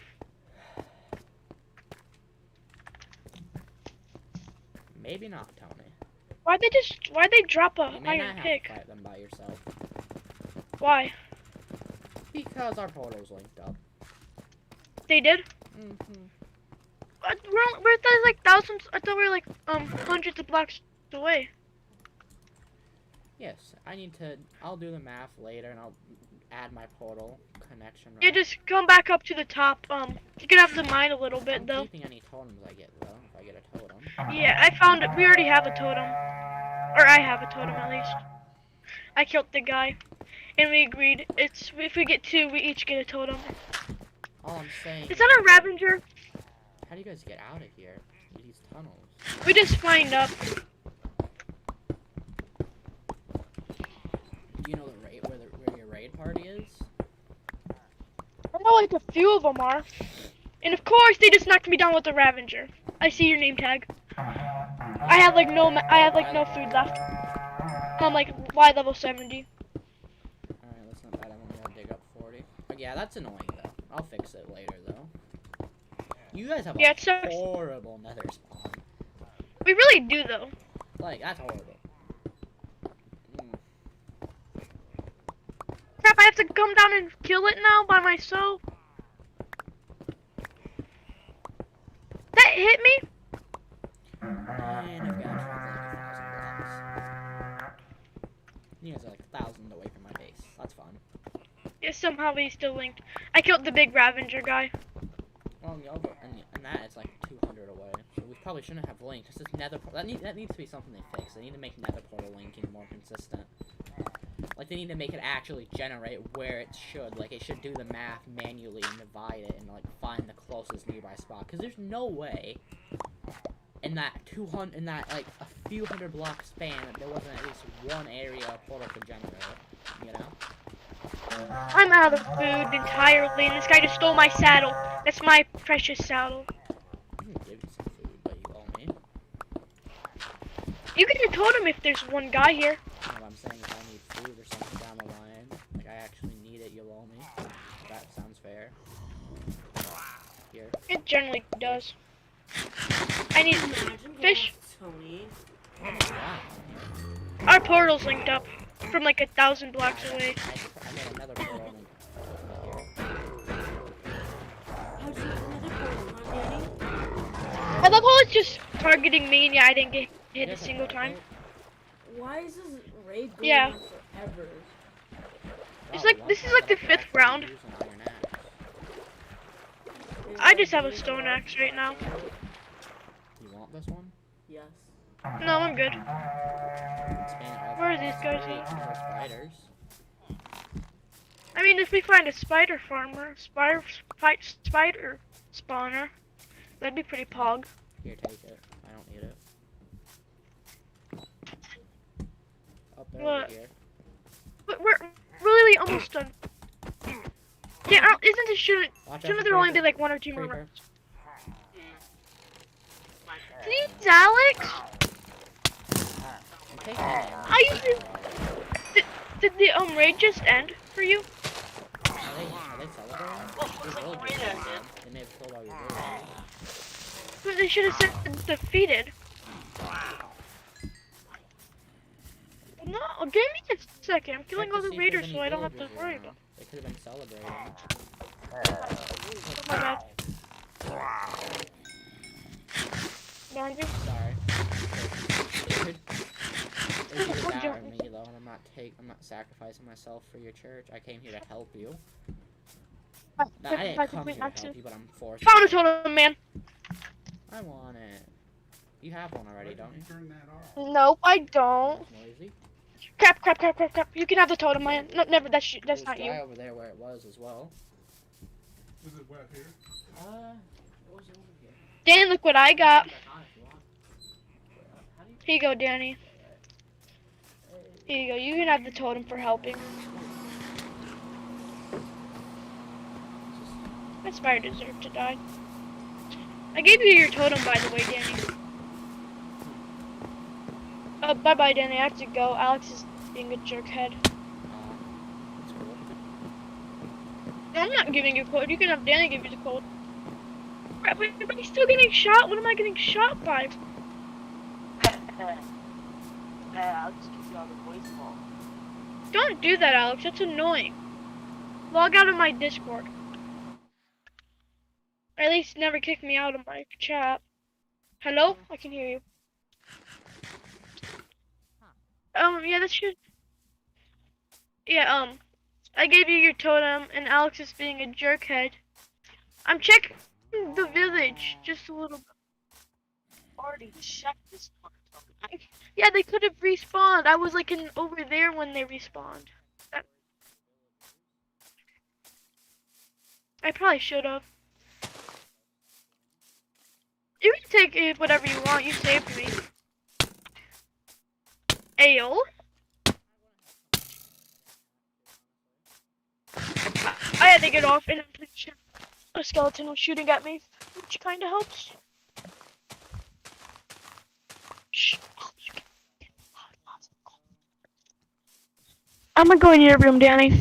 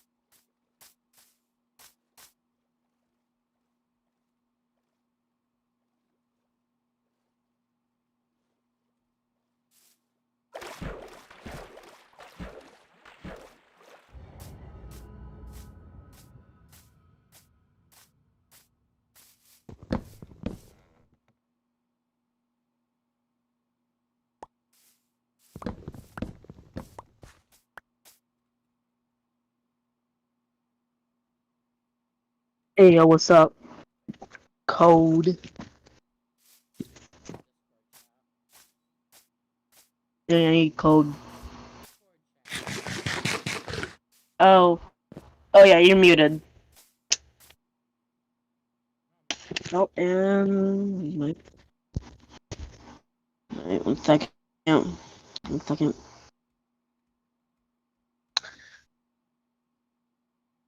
Alright, I got it. Well, I'm gonna type it in right now.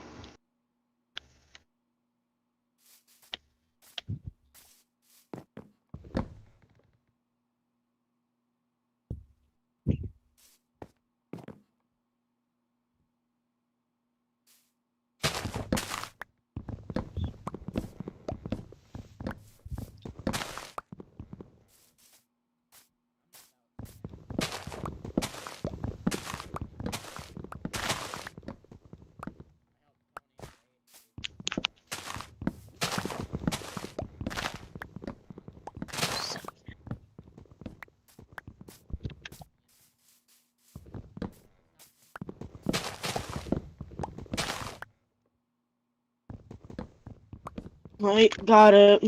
Now I'm not gonna be able to talk, cause yeah, I'm gonna plug in my headphones.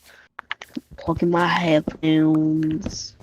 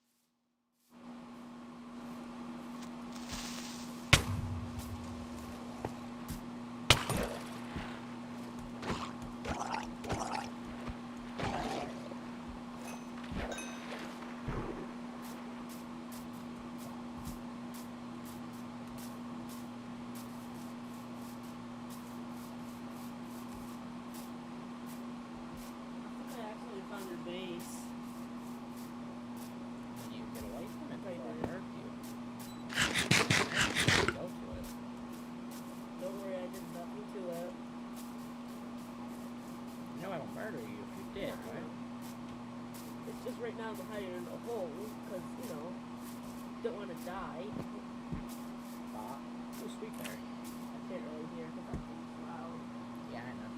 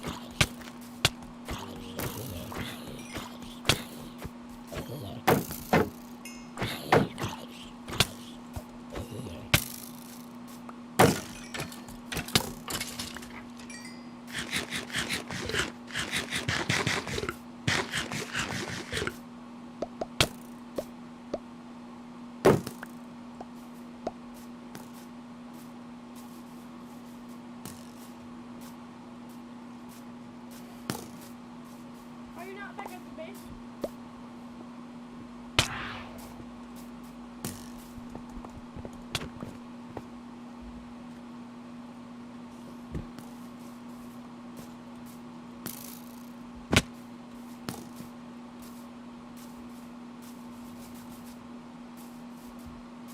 You want to give zipzap infinity bow.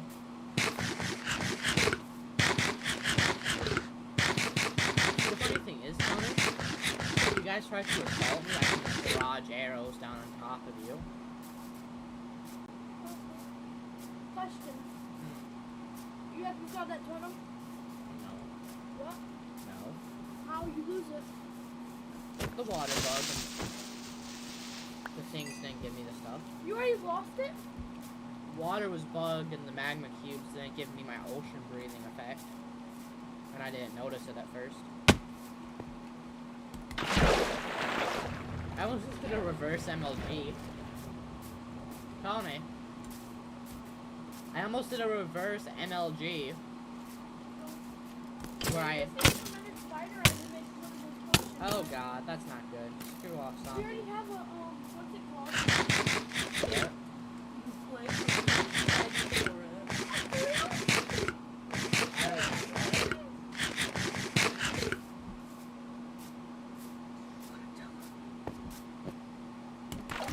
Oh yeah, I had a bow.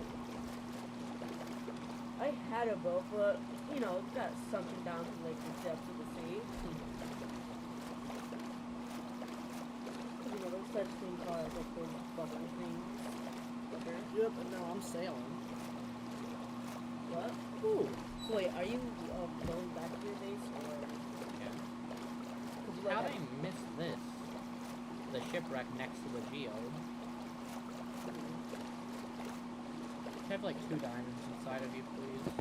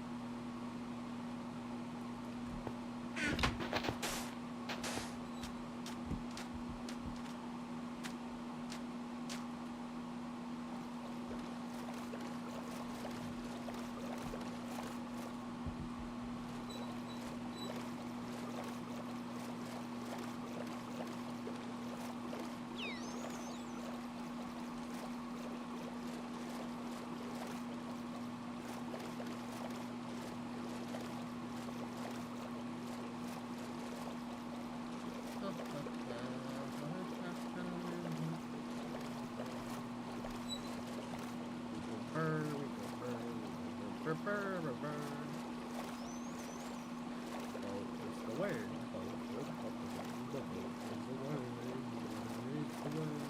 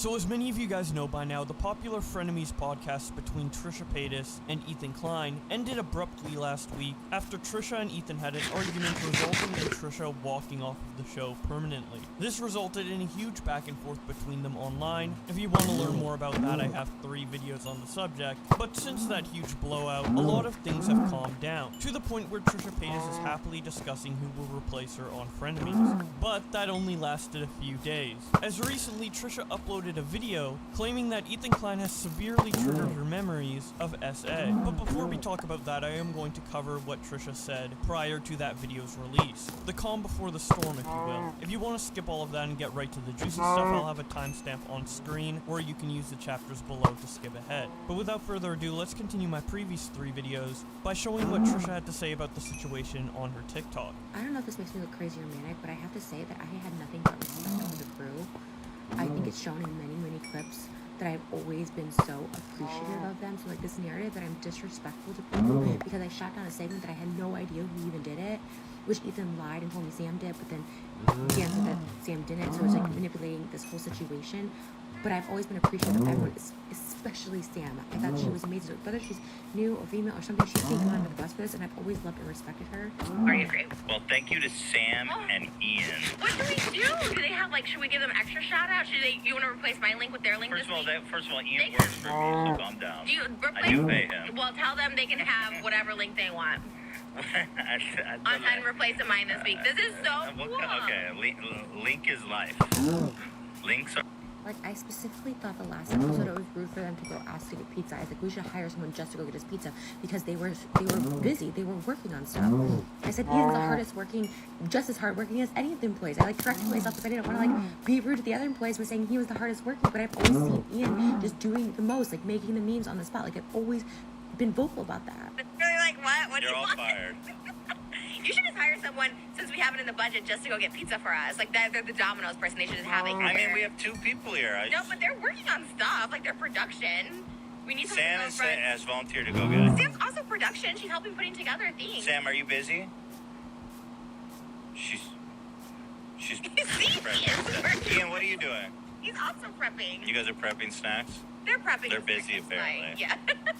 That's what I'm saying. We should hire for Domino's delivery. Even in that conversation, I acknowledged that they were like overworked. They were doing so much. I was like, let's just hire like an additional person. Like, we had. So then Ian's like, I'll go get the pizza, and I was just like, this is so crazy because he was doing like literally, I won't say the most, but a lot. And they were putting together like little snacks. They had snacks prepared. Like the green screen was set up. Like he's always on his computer like editing stuff for whatever.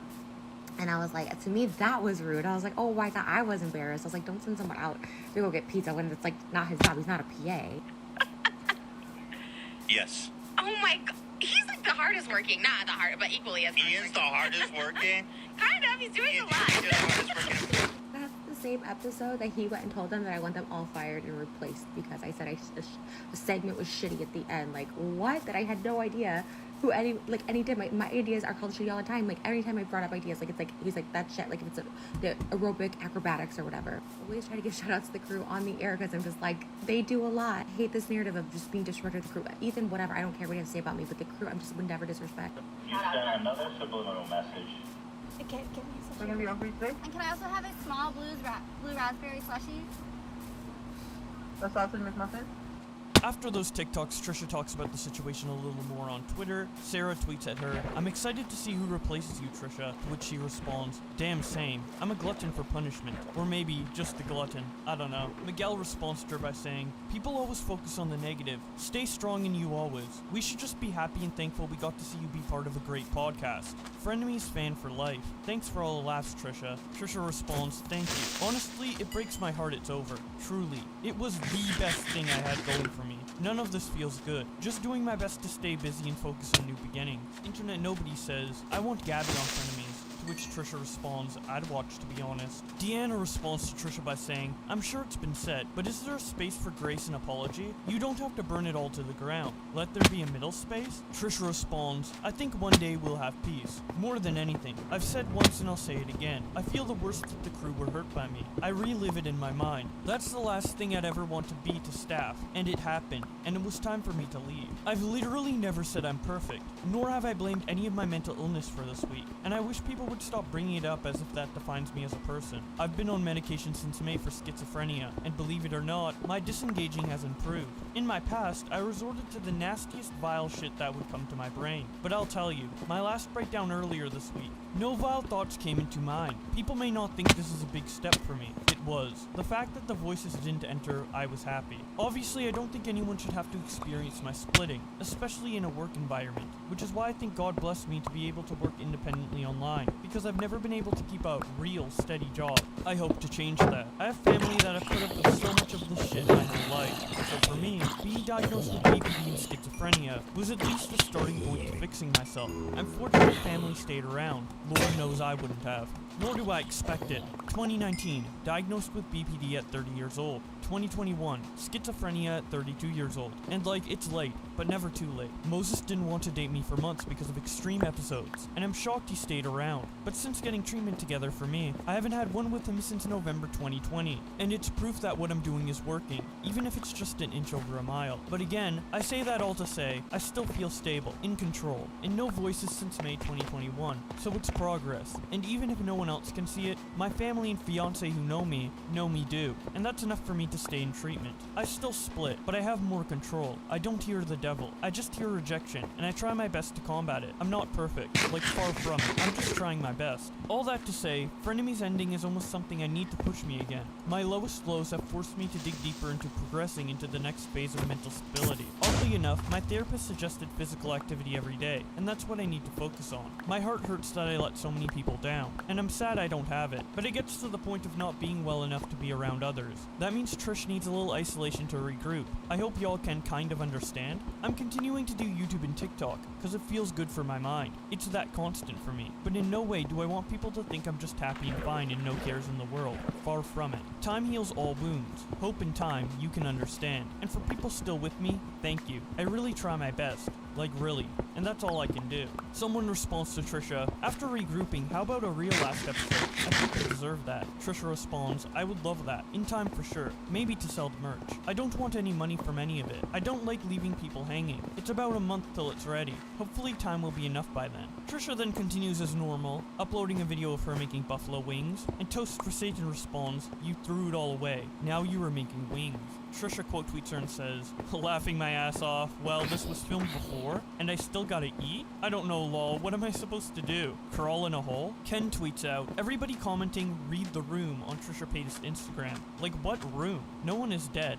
Like, let them post? Trisha responds with a facepalm emoji. Alana responds to Trisha by saying, I'm honestly really struggling to see what you've done wrong. Trisha then responds with a shrug emoji. So, after all of those tweets, things seem to calm down between Trisha and Ethan, and the beef finally seems to be over. But then Trisha uploads a video titled, Trigger Warning, SA monetization is off for this one, serious topics, where she talks in depth about how Ethan triggered her. Here is what she says. I put up with Ethan purposely trying to trigger me on multiple occasions. This is not walking on eggshells. It's like, oh, I don't want to share. There's times where I'm like, don't share the private messages from episode 1, where he shared messages I sent to him, where he shared Moses' private messages, and we asked him on the show not to. And I allowed it because I thought that was, you know, the entertainment of the show. And I think even myself, I got confused what was banter back and forth and what was just straight up triggering me by bringing up my sexual assault. The first things that come to mind, obviously, are talking to my mom about my sexual assault on a trip from Disneyland. I was so nauseous and so sick because my mother and we had a strain in our relationship when I was younger, around that time. When he asked her about it, it was something that he's like, well, you talk about on the show, you talk about in front of me, she watches in front of me, but, you know, my mom fast forwards that stuff. It's something that, like, I feel like everyone has to work through, but because, like, I just started treatment and therapy in 2019, like, consistently, like, it's not something that's even been brought up to work through with, like, my family, and it's not even something that I'm comfortable with yet. Another thing that comes to mind is I talked about knowing Robin Williams, and this one really affected me. I think this is when I started to, like, realize, like, I can't keep getting triggered for entertainment purposes. Like, I did go along with it, right? Like, obviously, I get triggered, Dr. Drew. I get triggered, Dr. Drew. And I should have said something. Towards the end, Ethan was just, like, screaming at people. And a lot of people think that's funny. This is only in Hollywood. Coming up on the left here, you got green hair. A woman with green hair, black shirt. She's got big black boots. Only in Hollywood, guys. Her mask kind of flew off there. Take a look on the left there. The last girl he's, like, screaming at, it was a girl with, like, green hair and he was, like, green hair. The girl was not having it. She was on her way to work, and she literally said something like, this is all you guys have to do is just yell at me, scream at me, whatever, she said, talk to me. And he kept going, and she was clearly just trying not to engage her. Hell no, hell no! This is only in Hollywood, folks. We got green hair, she's heckling back. This is exciting. And he did that to a lot of people, and a lot of people, you know, thought it was funny, but this particular girl, I just remember being like, I looked at him in such a different light. And you know what, I should have brought all this up, you know, the same way I wish he would have brought up talking about his Tourette's or whatever, really touched me. Like, I really wish, when he mentioned the Jewish thing, like, I really just should stop. I'm saying all this now because I was, like, scared it would end. I was scared that it would be called walking on eggshells. It was a lot of things, sexualizing my skincare product, you know, because it's not just my line. I'm okay with sexualizing me or my stuff. I'm in partnership with somebody, right? They put a lot into it. They put, you know, that is their vision and stuff. This is your self-love in a bottle. Why of was the that facial sexual? What? Look at it, you're like, oh, Good. hell yeah. I didn't know this was rated R. Oh my God. Balls and cock. What are you talking about? Look, 2 balls and a cock. It's like a giant phallus. Oh my God. It's the products in the thing. Bro, it's literally a penis. And then up on that episode as well, you know, a lot of people like, okay, Trisha was triggered by Gabby. And not yes and no, but it was really when he really was like, well, do you have herpes? So you don't have herpes, right? I don't have herpes. You never had herpes. I've never had herpes. It's okay if you did. It's more common than people think. I would be the first to be like, I have cold sores on my lips sometimes. I've never had genital herpes. You have oral herpes. Everyone was saying, oh, he's so professional, he's so patient with Trish, but it's like at the same time, like being asked those questions by a partner or now he's my employer. To me, that was banter and it was accepted because that was our thing. We're just as open. So for him to say, Trisha can say whatever and I can't say anything is insane. Like all of that was like triggers, right? When I asked to the very last episode, like, we need to stop. And he's like, yes, you can go up and leave whenever you want. You know what I mean? Like up until even that point, he wanted me to do that thing. And I'm like, I just want to end this.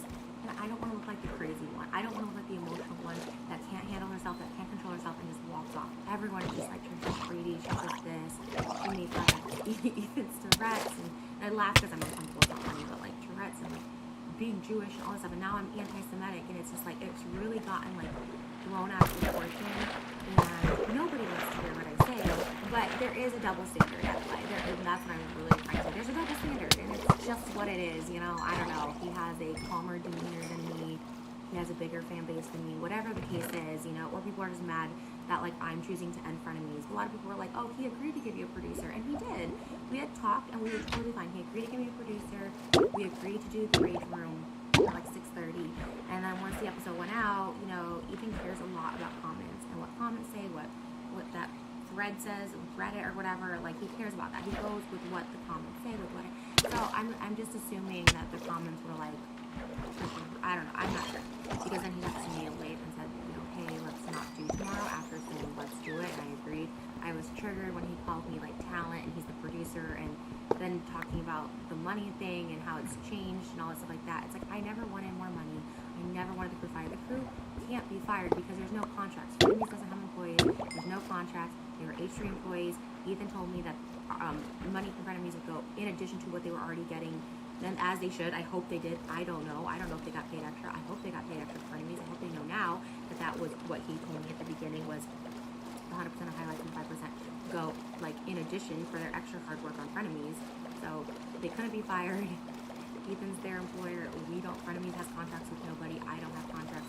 There's no contract. So that's the general gist of what Trisha was saying in the video. Again, if you want to watch the full 28-minute video, the link will be in the description below. But right after it released, Ethan Klein had a very visceral reaction on Twitter. He tweeted out, I know y'all want me to talk about Trisha, but this whole thing is extremely upsetting and disturbing. I'm still processing it. This is a person who I considered one of my closest friends a week ago, who is now making videos accusing me of sexually harassing her. It's too much. I assume what Ethan is referencing here is when Trisha talked about him asking if she had herpes, because that's the closest thing to an accusation of sexual harassment throughout her entire video. Anyways, Def Noodles reposts Ethan's tweet saying the exact same thing, and Hello Lesh responds to him by saying, not what I took from that video at all. Trisha quote tweets her and says, I assure you Ethan did not watch my video, inciting more unwarranted hate towards me. I don't even know what to do at this point. I took responsibility for wrongs I did on the show, but I'm also allowed to speak on what made me uncomfortable regarding my sexual health/history. I'm not sure if twisting everything I say this week is intentional to drive more hate my way or not, but it's disheartening. Starting with me wanting to fire a crew, to now accusations of sexual harassment, when it's me talking about my sexual health/history. She then retweets Hipsta responding to Ethan by saying, "What? She talked about your dismissive handling of the sexual abuse stories, including her own, from the past. She never said you sexually harassed her. You are not dumb. You were intentionally twisting her words at this point to manipulate her into going back to you. You snake." Trisha continues tweeting herself when she says, "Last year I was a raging drug addict. Like raging. I had the scariest behavior of my life, and I will always own up to it. I will always apologize. And that's all I can do. There's 9,395 things that I fucked up on that are true. I don't understand Ethan twisting things that aren't. Just because one person has bad behavior doesn't excuse another person. Am I not allowed to feel comfortable over something that was said last week, the week before, because I've said awful things in my past? I'm so confused." That was the first time my mother heard that story on the way home from Disneyland. She doesn't watch those bits. I've said when I was uncomfortable on the show. This isn't new. She then shows this clip from the Frenemies podcast. I knew Robin Williams. Yeah. But Let me guess, you fucked him. He I don't like talking about him now that he's deceased, but I did do a story time on him one time, and he was really, really nice. But I don't like go That's into good. detail of how I know him, but he was really nice, and he Wait, how do you know him? I just said I don't want to You go better into tell me detail. now. I don't want to go into detail. You're like, how do you know him? Was it an escort thing? I think I talked about it before. You can Google it if you want. Someone find it. I don't know. No, don't find it. Don't. I when someone's dead, like I hate when people talk about people when they died. Trisha. Stop! Don't Google it right now. Robin. You just told me to. No, it was because he was Robin married, and so I just don't want to talk about it. Trisha Paytas. No. So you were a prostitute and you hooked up with Robin? It was like a Well, long he's those known. lines. He's known for, doing that stuff. Yeah, but he was really like again of all. Was he a good celebrities, lover? He was really nice. I don't want to talk about it. It's just really so disrespectful. I don't want him to like roll. You know what I mean? You think he'll haunt you?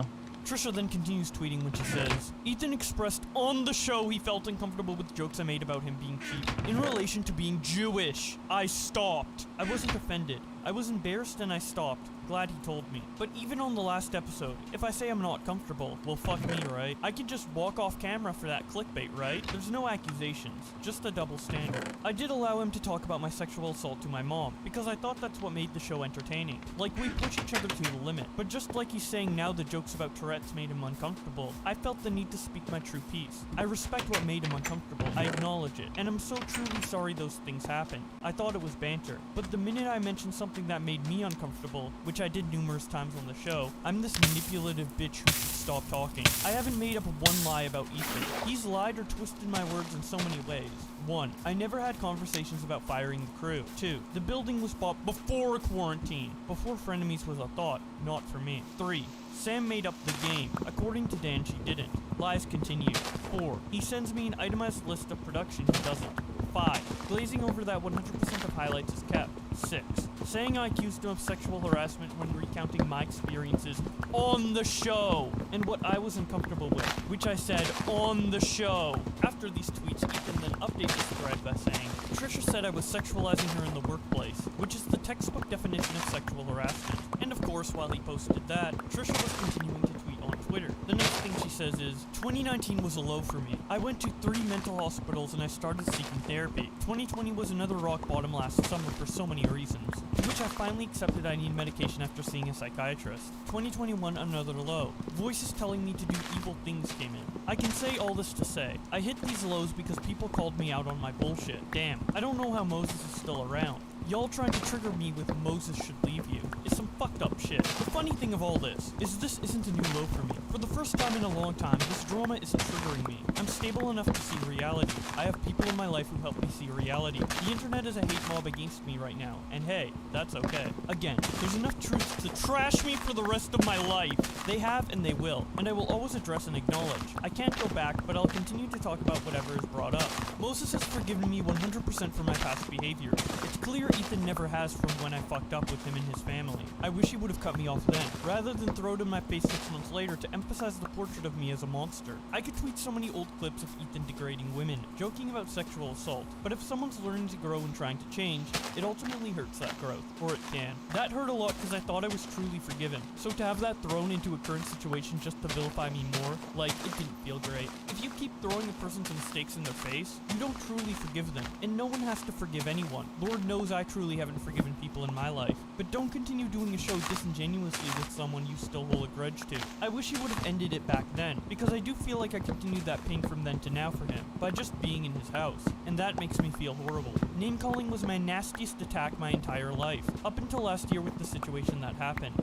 and ever since then I've been able to do away with that tactic when I'm in defense mode. And while some thought my episode Monday was same old Trish, the fact that I didn't resort to name-calling, and most importantly voices weren't infiltrating my brain with hate, was a huge improvement for me. Still not great or under control, which is why I left, but improvement. And ultimately, I thought my reaction was an improvement, so I was okay with it being posted. I clearly had poor judgment in how I thought I handled the trigger. I thought I did good, but if that is what ended frenemies, and it was as horrible as Ethan said, why did he air it? It wasn't live. It could have been edited out. And seeing by the members' reaction, people begging for him to not post it, and he reads all the comments, why was it posted? I still don't understand. For people to be on his side? I don't know. What's done is done, but I'm allowed to speak on my socials. If you don't like me or don't want to hear it, unfollow me. I don't know what else to say. I have a life. I have a lot happening, and I'm trying to move on too. Sharing my feelings today was something I needed to say, for boundaries, for myself. I went too long taking my time as an escort as a joke, and laughing about it.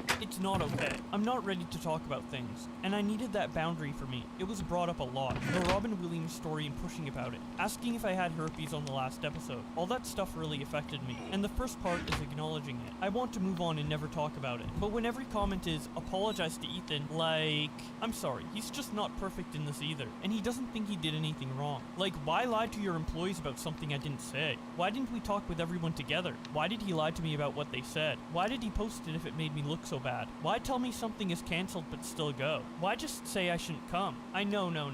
I've done 50 things that were wrong over the past 9 months, but he can't see one error anywhere? That's insane to me. Now, something interesting about this tweet in particular is that Brandy responded to it, showing that this was actually the second version of that tweet, and Trisha deleted her initial version that said, I will admit to 83,000 things I've done horrible and wrong, but he can't see one mess up anywhere. He makes $0.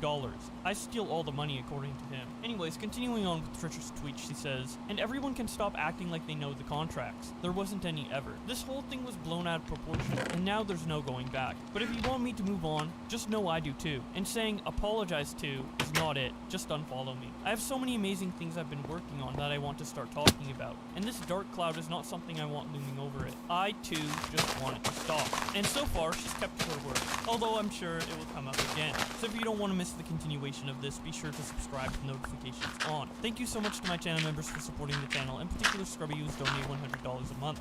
But with all that being said, thank you guys so much for watching, and I will see you in another video.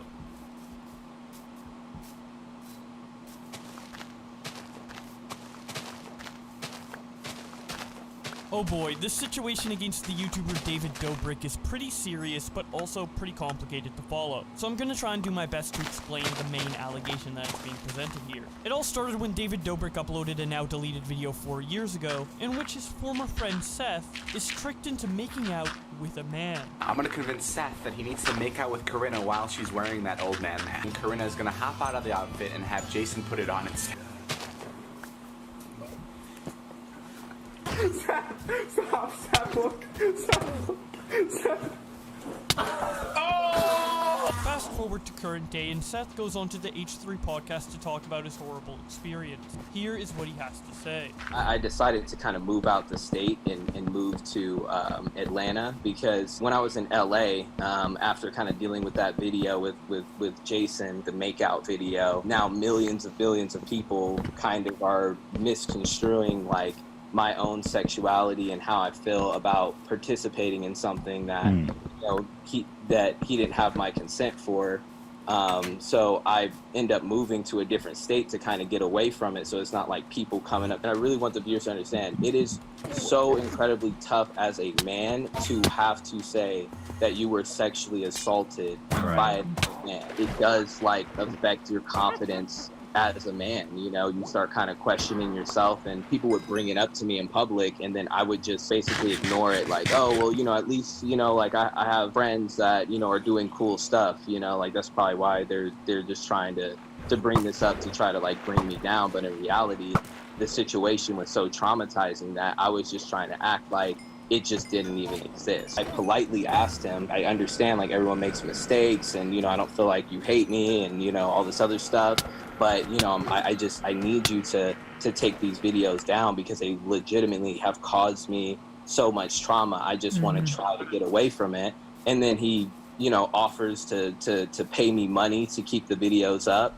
And then at that moment, I realized, like, he's not a friend. So after these allegations came out, one of David's friends, Scotty, decides to upload a video titled Hi, in which he shows very convincing evidence towards Seth's allegations being false. Here is what he had to say. David looked through his text messages and found one of Seth's numbers, asking him to do the kissing prank a third time. Seth literally requested to do it a third time. Guys, this is a text from Seth from about 2 years ago. He goes, yo, bro, I was thinking about it. I'm down for another kissing sketch.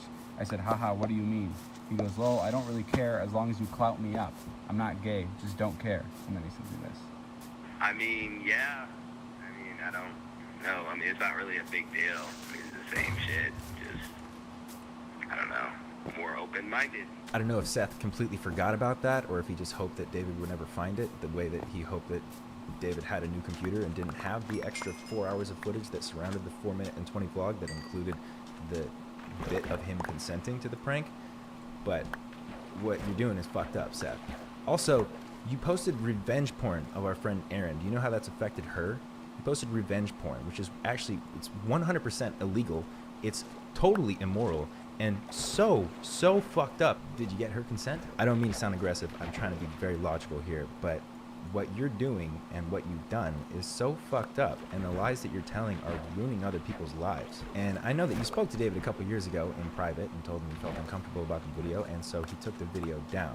And I totally understand feelings of regret and feeling uncomfortable about something that you've done in the past, but you can't blame your uncomfortableness or your regret for your actions when you were a part. You partook in it. You were interested in it. You wanted to do it. You wanted to be clouded up. And I could totally see you being uncomfortable about that bit. Now, in hindsight, when you were partaking in it, I know that you were just filming videos for David's channel and probably hoping that it built up your social media platform and you built a career out of it. And I don't think that that worked. And I think you got bitter about it. And after a couple of years, you were like, I want something out of this.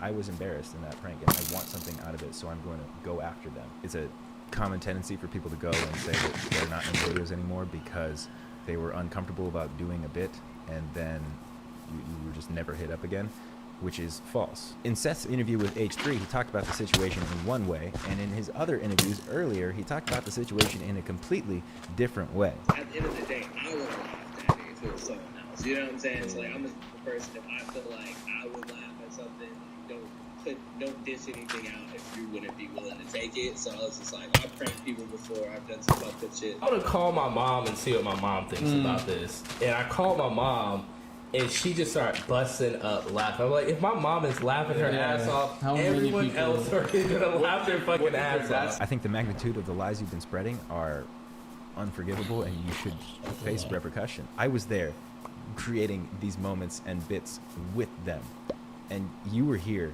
creating the moments and bits that you were in with everybody.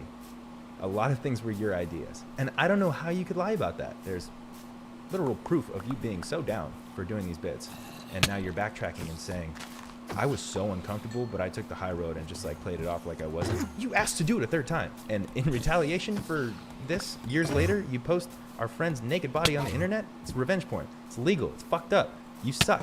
I can only speak on what I know about, and I know that Seth and Big Nick have both been on H3's podcast, and you are part of the reason that these lies have snowballed and gotten so big, because you were spreading the lies without any sort of verification. In fact, when they were talking, I watched you, Ethan, take what they said and say, oh, that's so fucked up. So they did this. You would take their words and you would make it sound even worse than what they said. But I think that you should, in the future, at least try to verify some of the information that's being told to you, or maybe even reach out to the people that you have guests on talking about. Because the things that are being said on YouTube now and on your podcast show are things that should be said in a courtroom if they're true. Anyway, that's my take on the subject, and I hope that people who feel the need to make big false claims realize that if they're serious enough, they will be addressed, and hopefully you'll get in trouble for it.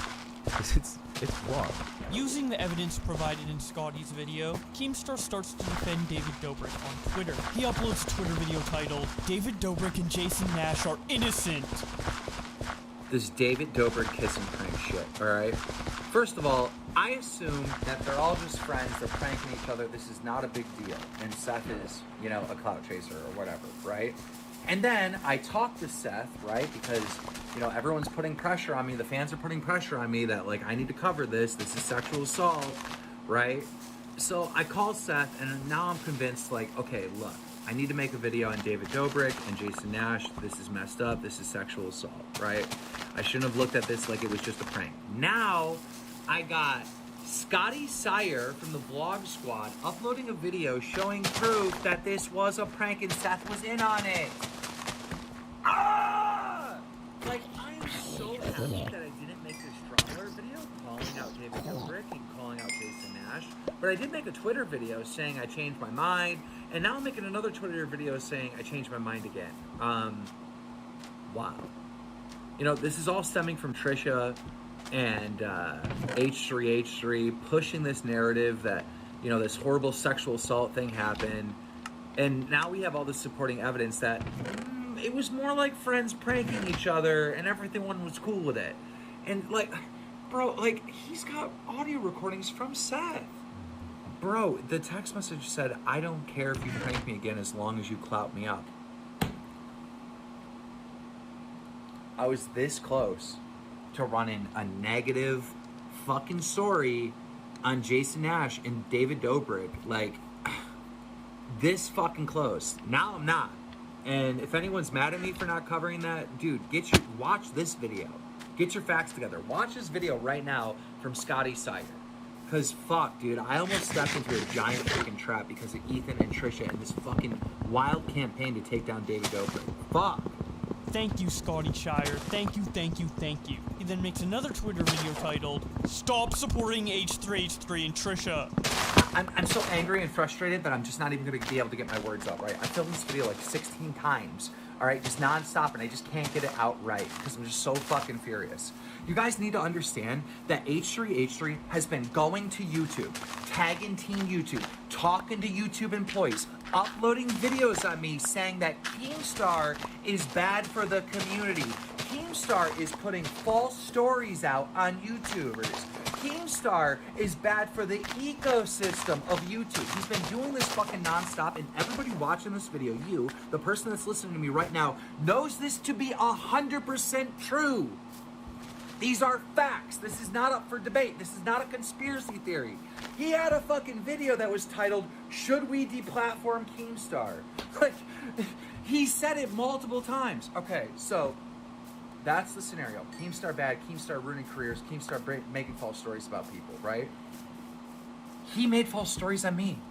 He slandered me, all right? And now we got him and Trisha fucking trying to take down the Vlog Squad, and it's all fake. They tried to ruin David Dobrik's career, and it's all bullshit. The thing that H3H3 is saying to YouTube that I'm doing, he is fucking doing. He is fucking doing. And Trisha Paytas, did we not forget when her and Gabby were beefing? Trisha Paytas was trying to convince the fucking internet that Gabby was coming to her house, that she caught Gabby on security footage. And when I asked Trisha for the security footage, she blocked me on Twitter and blocked my phone number because I kept saying, "Show me proof that Gabby's coming to your house." She had no proof because it wasn't fucking true. And she was trying to convince the goddamn...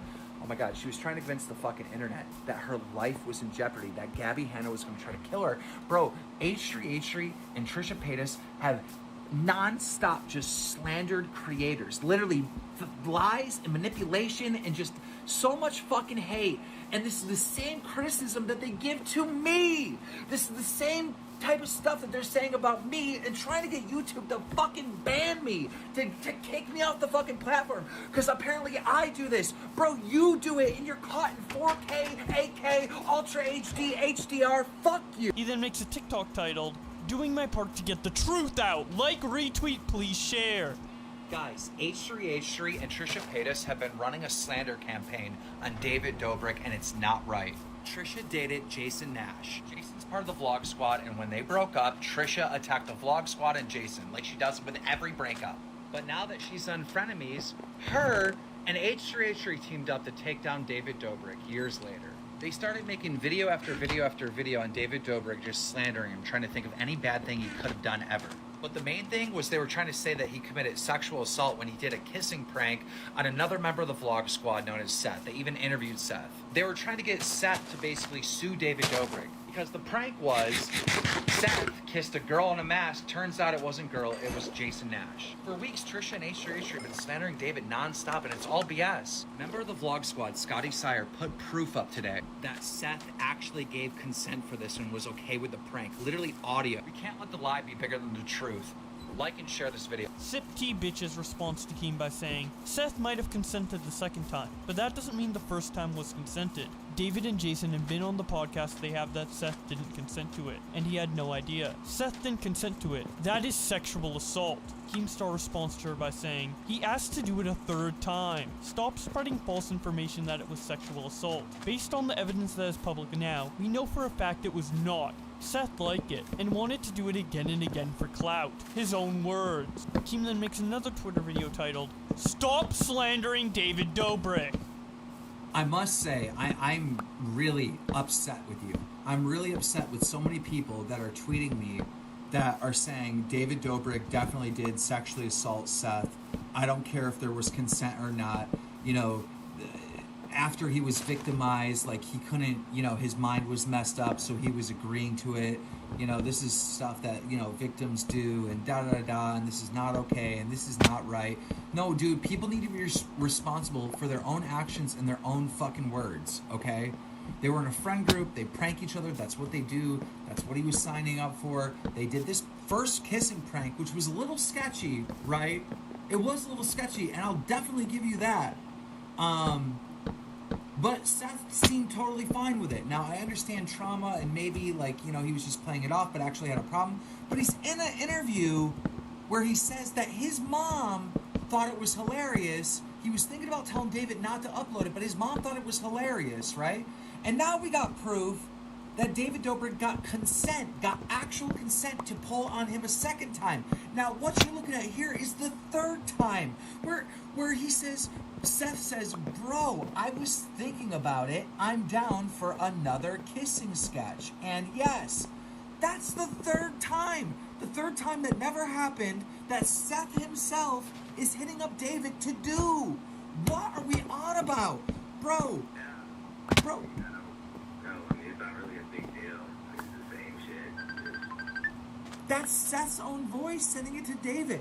Right here, laughing out loud. I don't really care as long as you clout me up. I'm not gay. I just don't really care.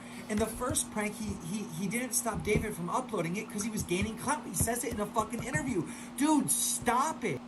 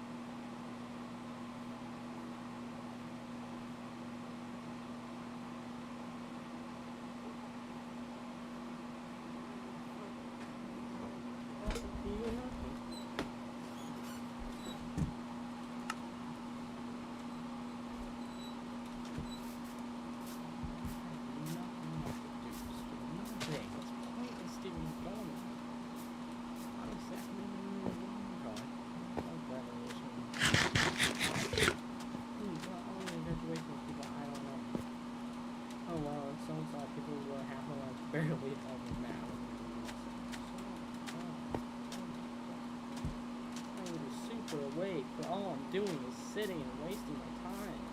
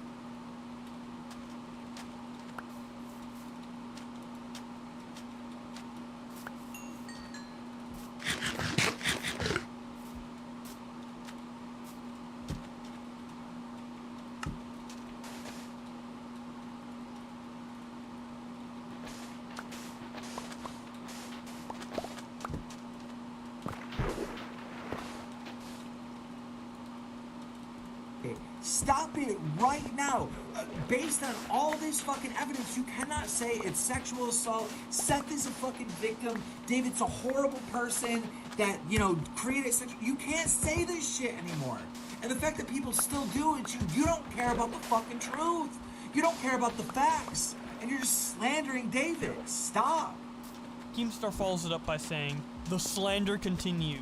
Showing a tweet made by Ethan Klein in response to Scotty's video, he says, "I have a lot to say about the Scotty video. Right now I just want to say it's sad that David sent his most liked friend out to victim shame and threaten Seth. Disposable isn't just the name of his new app, it's how he feels about his friends." Mysterious T responds to Keem by saying, "I agree so much with you right now. Also the fact that Seth posted revenge porn on Erin Guilfoyle and Trisha retweeted it, Erin was traumatized by it and her video is heartbreaking. They aren't addressing that because it doesn't fit with their narrative." Keemstar then quote tweets her with a video titled, "The Truth." Hey, I wanted to respond to your tweet because it seems like nobody covering this David Dobrik situation wants to be fair at all or wants to be truthful. It seems like everybody has a goddamn agenda. So here's the thing. In Scotty's new video, you're right, he accuses Seth of doing revenge porn, leaking a naked video of Aaron from the Vlog Squad, okay? That is true. But the reason why Seth did that is not for the purposes of revenge porn. There's a clip on the internet of Aaron from the Vlog Squad where she's completely naked and she says the N-word, okay? So Seth was pointing that out because she was being racist in this video where she's naked. How do I know this? Because when the fucking story first got leaked many years ago, I reached out to Aaron, I asked her about it, she pleaded with me not to talk about it because it was revenge porn. I decided not to cover the story, not to talk about it, but the truth is she said the N-word in this video. It's not just her naked, it's not just revenge porn, it's her saying something racist, right? So I feel like it's like 50-50. Seth has a right to talk about, you know, some leaked video that he sees of his friend saying some racist shit. He has a right to fucking say that. You want to call it revenge porn, but it could go either way. You know, it's... Nobody's being fucking fair and honest. Scotty should have brought up that point in his video, and he didn't. And I see that as manipulation on Scotty's part. Just like I see all this manipulation from Trisha and Ethan. You know, just be honest, be fair about the situation, tell the fucking truth, stop spinning narratives. The next day, Ethan Klein responds directly to Seth on his podcast. Here is what he says. These kissing pranks were his ideas, but he did give consent to them and he partook in them. You have not showed partook any in several evidence bits of that. after and before the next ones and was totally fine with it. Like, I'd never heard a word from him about being uncomfortable. Why No one was would here to you? force anyone to do anything. Again, bro, this is so sad. This is like a tutorial on how to victim shame. So you never heard him say he's uncomfortable, so therefore it must be a lie?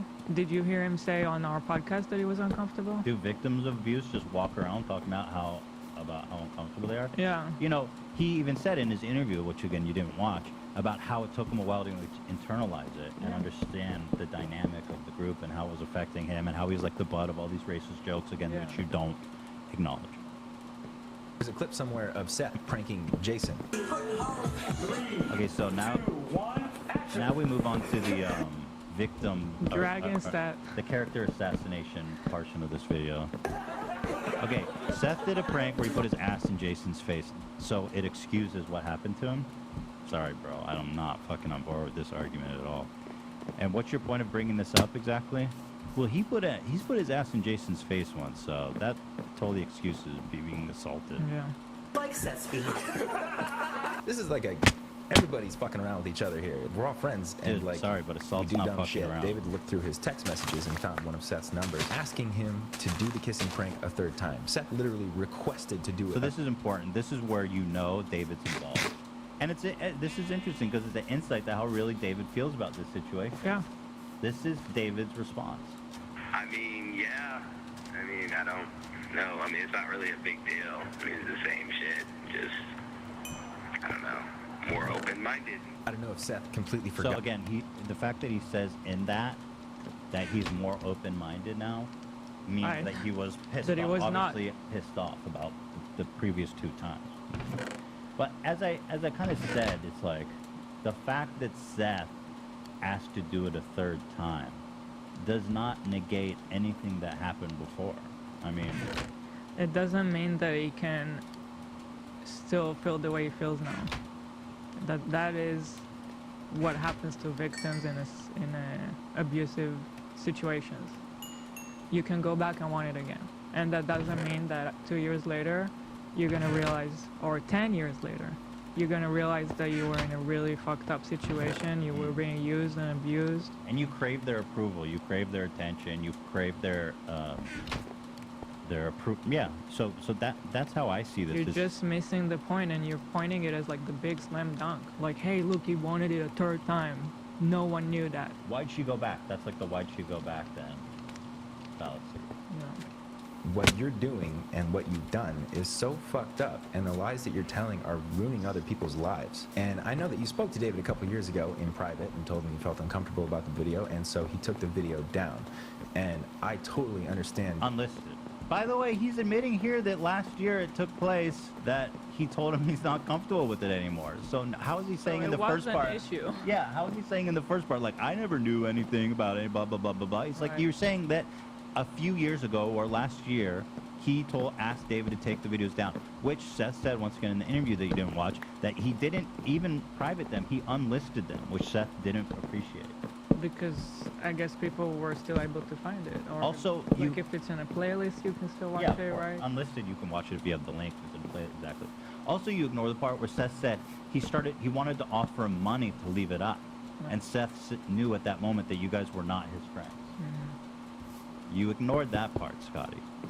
Which, by the way, if he was a clout chaser, he would just take the money, but he didn't. He said, please remove it. Which David didn't even do, dude. So, like, you're totally misrepresenting the truth, which is what you're accusing me of. In Seth's interview with H3, he talked about the situation in one way, and in his other interviews earlier, he talked about the situation in a completely different way. At the end of the day, I would have laughed at it if it was someone else. You know what I'm saying? It's like, I'm a type of person, if I feel like I would laugh at something, like, don't dish anything out if you. He's part of the gang. He's trying to be cool, dude. When was this? And when was our interview? Like, you don't have any space in your mind. Actually, he does. That's what's so odd, because he goes, oh, now you realize that it was embarrassing. You suck. I can only speak on what I know about, and I know that Seth and Big Nick have both been on H3's podcast, and you are part of the reason that these lies have snowballed and gotten so big, because you... Do you think the reason this snowballed and got so big is because David never responds and he sends you out to fucking respond? Do you think part of the reason why this is snowball and got so big is because David literally doesn't fucking answer Seth's text? Like Seth said in the interview, if he would have just answered his text a few days before he came on the show, he wouldn't even come on the show and fucking talked about it. So how is it my fucking fault that this has snowballed when David and Jason have literally made no effort to make peace with these guys nor address these rumors publicly? So how the fuck is it my fault for this snowballing? Spreading the lies without any sort of verification. In fact, when they were... Bro, I have done... Dude, to say that I have not verified is so ironic considering your video has omitted so much information, has completely not addressed the main thrusts of the accusation.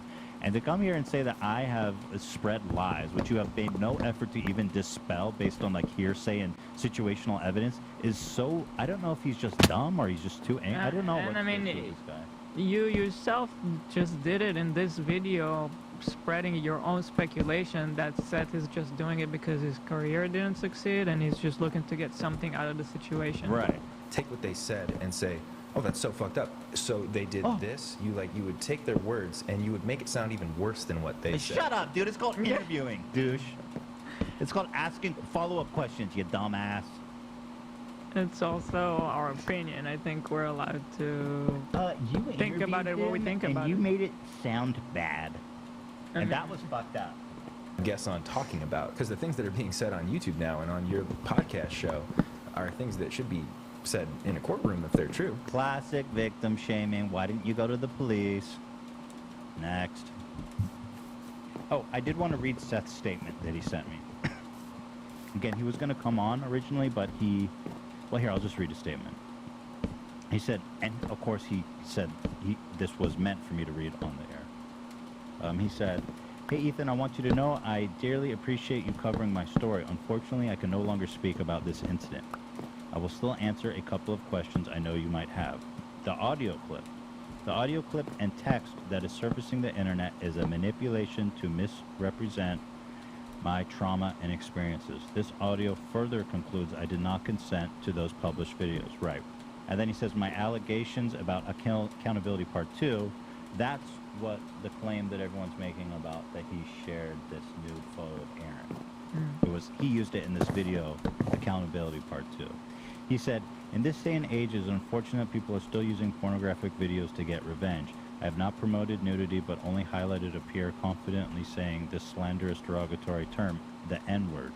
Additionally, in my accountability 2 video, I reposted other public clips of my peers as a tool to show people what behaviors are not okay. So he claims he never shared the nude photo.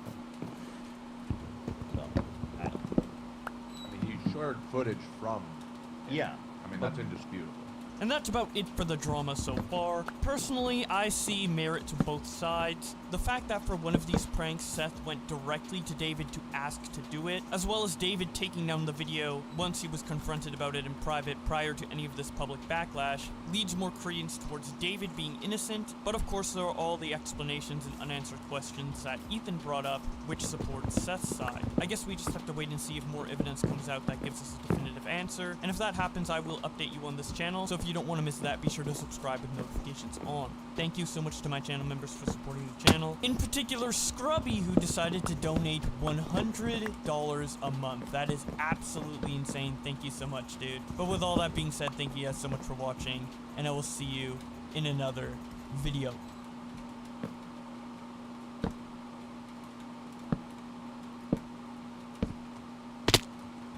So Kiwis is a Fortnite YouTuber who has been on the steady incline in growth over the past 5 years. And some people are upset about that. Why, you may ask? Well, a Twitter user called Goblin Struck summed it up pretty nicely in this tweet, where he says, Twitter just verified Kiwis, a known and admitted pedophile. Kiwis got nudes from a 12-year-old girl and then blamed her for it. Kiwis should not have access to millions of children. He then attaches this video.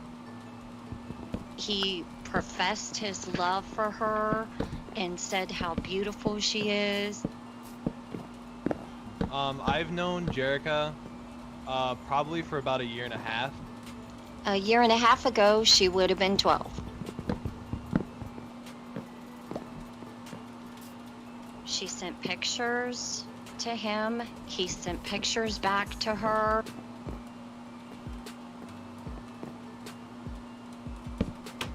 Okay, so a month ago you sent her a picture. Yes. But the problem with that is you're 19 and she's 14 at the time. But the thing, like, I was in a really, like, depressed state, like, she wasn't 12, she was 13. She said she was 14. She lied. You could be registered as a sex offender. I understand, but like I said, it's just being stupid, being a teenager. And understand that these things happen. There was no harassment. It was all consent. Like, she sent pictures to me too, but it was a group effort. He professed his love for her and said how beautiful she is. And also, I'd like to talk about all the other girls that you're sending pictures to.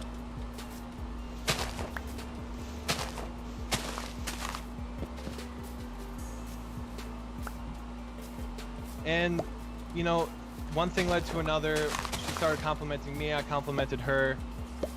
Kiwi, is this true?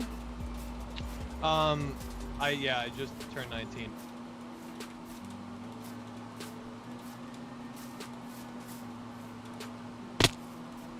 Keemstar reposts this video on Twitter and captions it by saying, when I first covered this story in 2016, no one cared. All of a sudden I see people bringing it back up again. I Am Pursuit responds to Keem by saying, this guy's sponsored by G Fuel, but you are not? Keemstar responds, laughing my fucking ass off, yeah. G Fuel really thought I was finished when Ethan tried to pin me for murder. I have no idea why anyone bets against me. I'm always gonna win. I Am Pursuit responds, interesting how companies pick and choose what to sweep under the rug. Keemstar responds, it was a bad bet to make.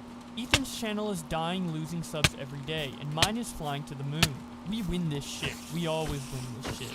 Staircase Eater responds, Ethan is covering himself in lipstick and doing a podcast with that girl who cries on her bedroom floor for the sole purpose of content. Keemstar responds, yeah, honestly, I don't get it, especially with circuses being closed all around the world. It makes absolutely no sense to start a career off as a clown. Getting back to the Kiwi stuff, Fluxify responds to Keem by saying, my question is, why did you let Kiwi play in Friday Fortnite when you knew this situation happened?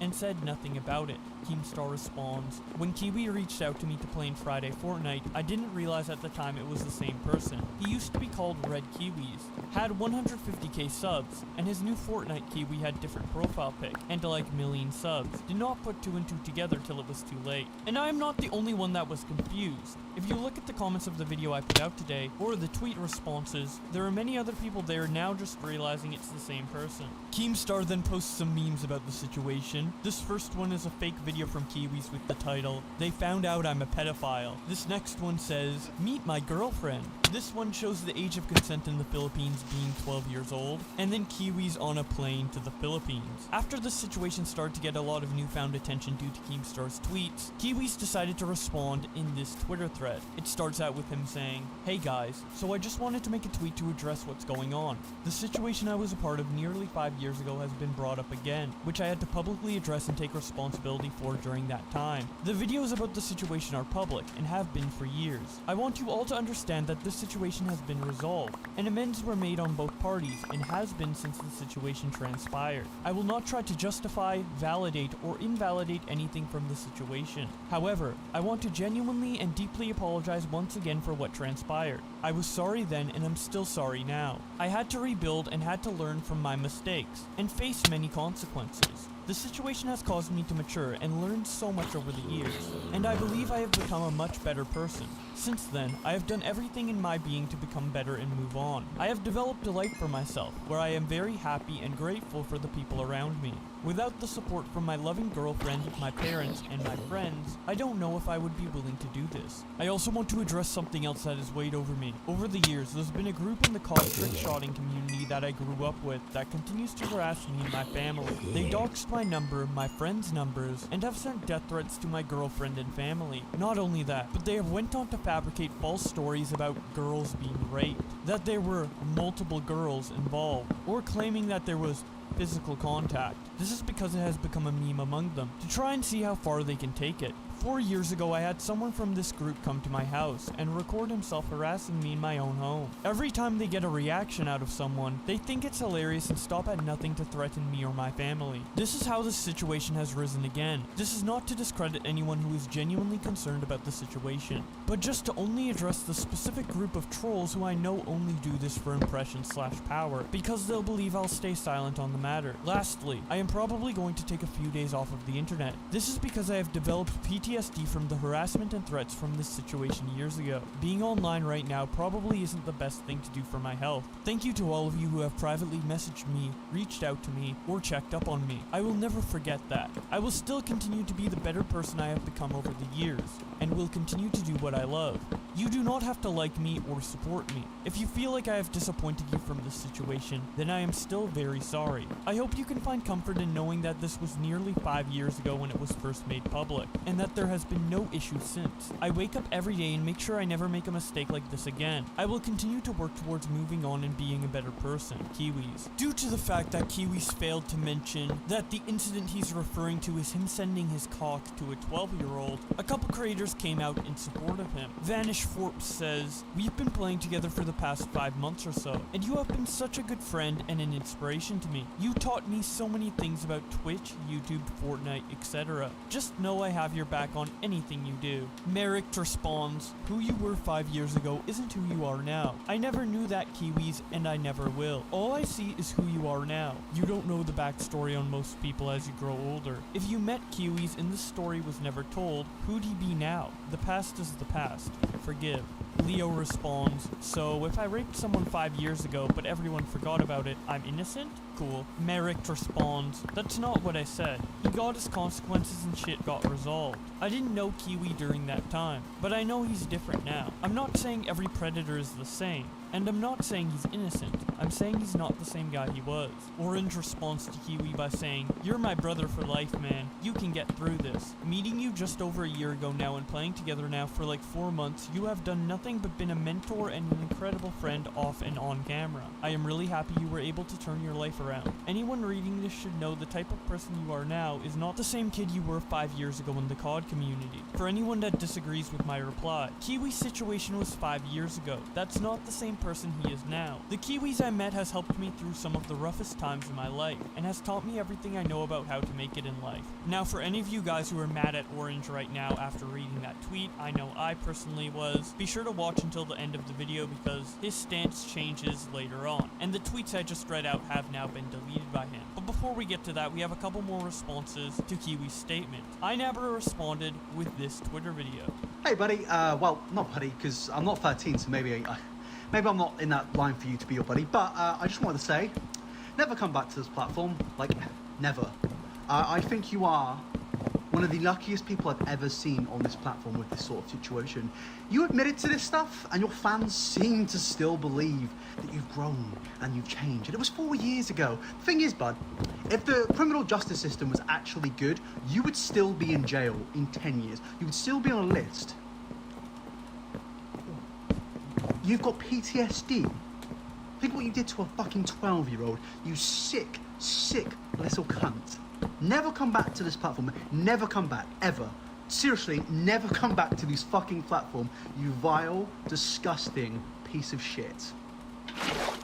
The Ducky Gamer responds to Kiwi's tweet by saying, the last year or two I've known you, you've been nothing but supportive and kind to me from the beginning, and that's who you are to me, a good friend. People make mistakes, and learn and grow from them. You'll get through this. Cavils responds, people make mistakes. Nice way to brush off the fact he solicited minors. Fucking weirdo. Mike Money responds, so you don't believe in second chances?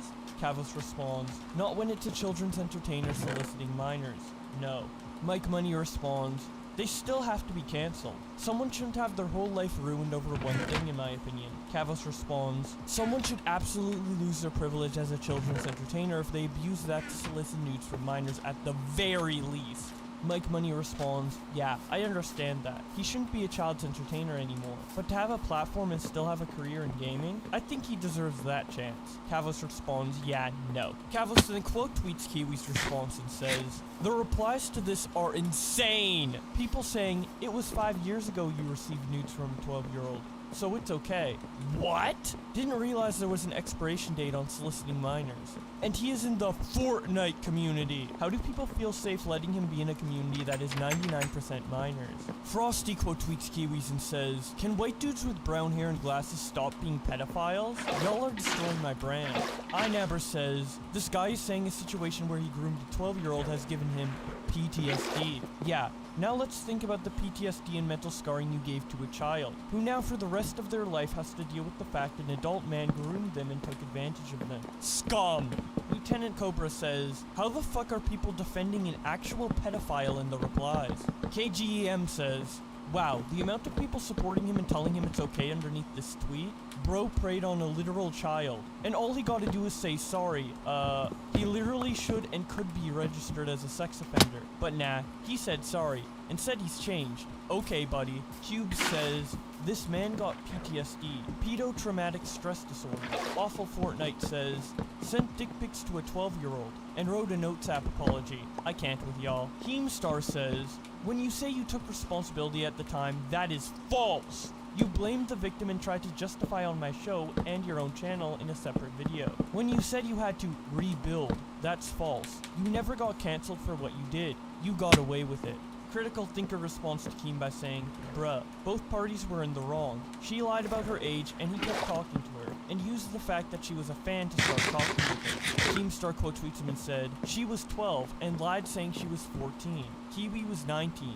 Both parties were in the wrong. Girthit responds to Keem by saying, I thought Kiwis was 17 at the time he sent the pic. Keemstar quote tweets him and says, he sent them twice at age 17 and age 19. Jerica was 12 and 14. Furthermore, this dude literally got a nude from a 12-year-old girl and tried to say, I thought she was 14. Anyone defending this is just a scumbag. No response to Keemstar with this Twitter video. And a half ago. I truly believe she was 15. Like, she looks 15 to me. But I mean, if she's sending you graphic pictures when she's 12, I mean, you should be able to figure out. There's that, no way. Yeah. Yeah. That she's not. She wasn't 12. She was 13. She said she was 14. She lied. Keemstar quote tweets him and says, she lied about her age. Are people this slow? Listen. Keemstar then makes a joke tweet titled, Kiwis is actually innocent. Prove. Hello Internet, my name is Apples with a Z, and today I've made a PowerPoint presentation on why I'm not a PDF file. Let's begin. I just want to keep it short. So, why am I a PDF? No, wait. Am I a PDF file? First, it was 5 years ago, ages ago, 5 ages ago. It shouldn't matter right now. Number 2, Fortnite. Depressed state. I was in a depressed state. Examples. Here you can see my face, and here you can see that I was in a depressed state. As shown on these pictures, I was in a depressed state. So many of your common sense points have automatically been voided. I'm sorry, but those are the rules. I didn't make them up, I made them up, but I didn't make them up. She was 14, no, she was 12. No, she lied about her age. Yeah, there it is. She lied about her age. Okay, here you can see my calculations. 14 minus 2 equals 18. 18, it is a legal age, so it was legal. Next slide. My BFFs support me. Example 1. He supports me. Example 2. Orange. Playing together now for like 4 months. You have done nothing but being a mentor and an incredible friend on and on camera. I'm really happy you were able to turn your life around. Anyone reading this should know that I'm a person you are now is not the same adult you were 5 years ago. So as you can see, everyone supports me. Next slide. My favorite Fortnite skin. Yellow. To-do list after... No wait, that's not for this one. Okay, so... Yeah, it was just high. I have no idea what I meant there. Guys, I regret to inform you, but I have to move to Ireland. It's private, personal, family, unrelated issues. Arfa shows this video to Orange and says, laughing my ass off. Orange responds with a thumbs up emoji, to which Keemstar responds, love the part where he clowns on you for calling Kiwi a kid when he was a 19-year-old adult.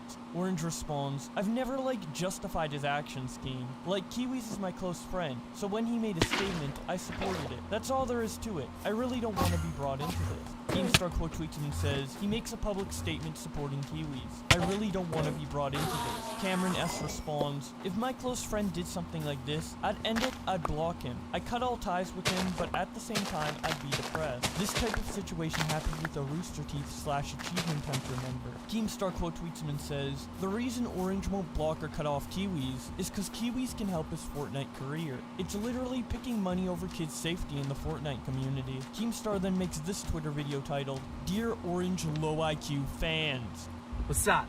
So, basically there's this Fortnite player who's underage, he's a kid, his name is Oranges, and he came out with a public statement defending Kiwis. So I'm asking him, why are you defending this guy? Why are you hanging out with this guy?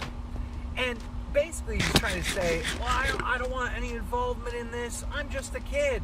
Well then why did you make this statement? Now I got Oranges fans tweeting at me saying, Keemstar, why are you going after Oranges?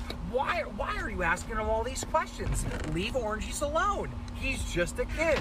Well, let me ask you and everybody watching this video right now an important question.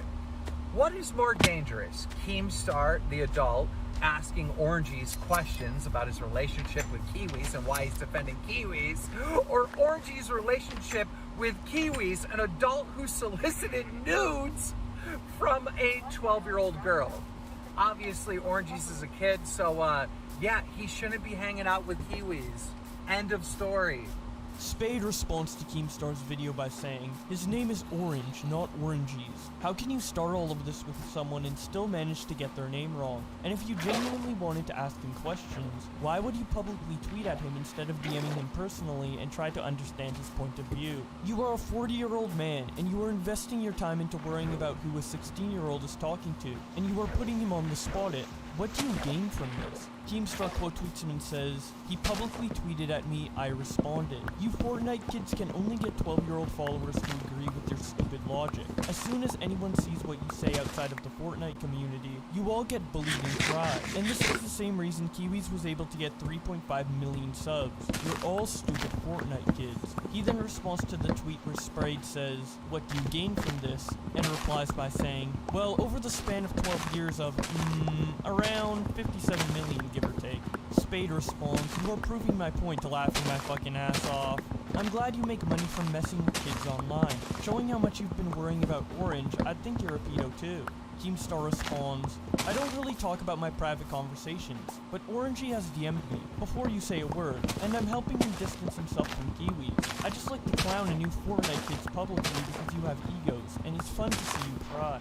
Keemstar then tweets out, whoever's leaking Orange personal info or whatever, stop. The kid does not support Kiwis anymore. And I would like to reiterate this message from me personally. Don't ever attack anyone or go after their personal info to post publicly. No matter what they've done, it's just pathetic, and I don't support it at all. Anyways, after Kiwis received a lot more backlash for his response, he issued a new one where he says, hey guys, so after the recent events and seeing what's transpired online, I've personally decided to separate from 1%. I don't want what's happened to take away from what my friends have built. I will also be stepping away and taking a break from the internet for my mental health, and for the sake of everyone else. Thank you for everyone's genuine concerns and nice messages I've received privately. Keemstar responds to him by saying, obviously this is a move to protect the esports org 1%. There will be no way to prove if Kiwis is a secret owner in the org, or if he owns a LLC that owns a percentage of 1%. This means nothing really.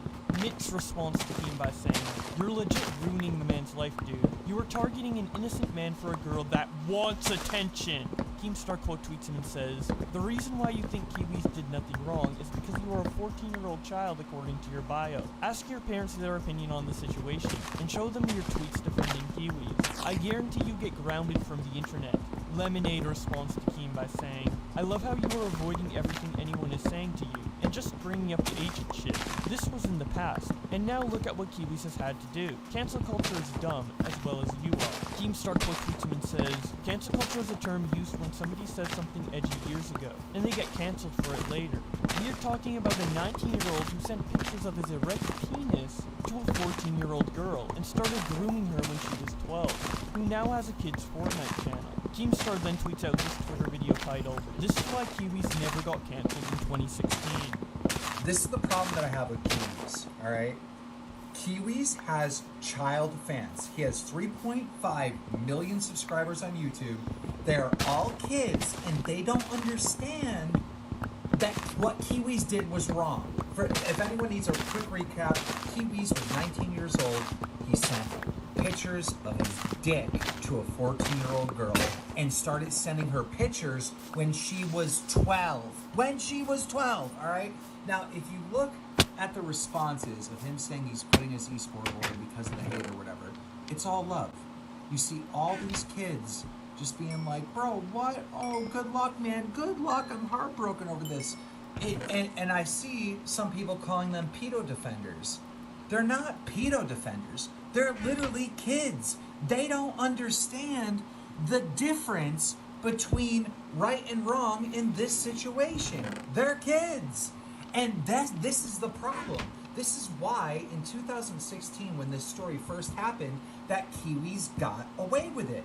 He had a kid fan base, but it was in the Call of Duty space. The internet and the community never should have allowed him in the Fortnite space because of this, all right? So I don't know what the community does about this. He's gonna constantly have these kids being like, he did nothing wrong, leave Kiwis alone. They don't know any better. I don't know what we do as a community about this. I don't understand, like there has to be some type of rule on YouTube where if somebody 100% is guilty of doing some type of pedo stuff, that they're not allowed to have a YouTube channel anymore because they're a danger on the platform. But I don't know, community. What are we gonna do about this? Because he's gonna get away with it again. He has child fans that don't even understand what he did is wrong. They don't get it.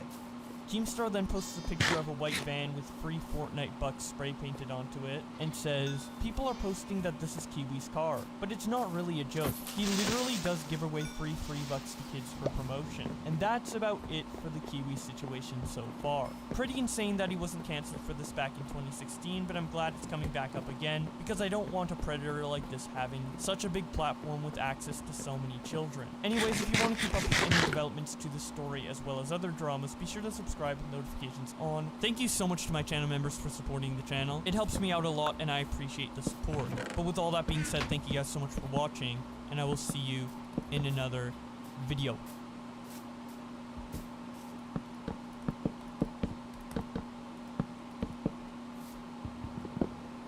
I never said it was the victim! I never f***ing once said it was the victim! I'm sick and tired of being called a f***ing rapist! I'm tired of it all! I'm sure many of you have already seen the now infamous freakout of Basherverse. While it's hard to deny on a surface level how much of a spectacle it is to see a man fall apart on camera even half a decade later, most don't have much more than a surface level understanding of what caused that explosion and the bizarre events that followed. This is a story of betrayal, exploitation, lies, sexual harassment, doxing, hackers, and death threats, with the man in the center of it all who was completely unequipped emotionally to handle the pressure. Even all these years later, it's hard to understand the context of that video, but after hundreds of hours of research, today I will try my best. This is the Basherverse conspiracy. Wow, what a great day to be picking flowers. Oh, speaking of, you're mine, little buddy. Let's see if we can't find any of your family members. Oh man, I just can't get enough picking flowers. They said that I'd be a great flower picker when I grow up. The year is 2015, an era in which easily excited Minecraft Let's Players reign supreme on YouTube, while drama channels begin to make their way to the center of the internet landscape. Among the rising stars of the Minecrafter genre was a man by the name of Brandon Asher, or as he was known by his fans, Basherverse. A lover of video games from a young age, Brandon found success online with a series titled The Legend of Hobo. This was a scripted show that took place entirely in Minecraft, making it very popular with kids and quickly racking up millions of views. This caught the eye of other famous Minecraft YouTubers at the time, such as Skydoes Minecraft and Captain Sparkles, who wanted to play with him. In the blink of an eye, he went from a random guy playing games in his room to hanging out with some of the most popular stars on the World Wide Web. As if things couldn't get any better for Brandon, he also met a fan on his Twitter by the name of Clara Swan, known online as Clara Babylegs. The two quickly hit it off and began dating, with Basher even flying Clara out from her state of Tennessee to live with him in his Seattle home, as it became clear this relationship had become more than just a passing fling. Whether intentional or not, these two were quickly becoming a power couple in the online world, as her follower numbers began to grow. With their continued success, Brandon and Clara moved to California to join a YouTube house called BAM Lounge, a collaborative project involving several creators such as Birdgasm, Aviator Gaming, and Jobless Garrett, living in one big house making comedy videos. The type of content on this channel usually ranged from pranks, vlogs, and sketches, with the personalities involved becoming so popular that they were even in talks behind the scenes about starting a full-fledged BAM Lounge reality show on traditional television. With a loving girlfriend, supportive roommates, successful business associates, and a growing fan base, Basher was on the top of the world, and it seemed like nothing could bring him down. Unfortunately, a storm was on the horizon, the likes of which had never been seen in the history of YouTube.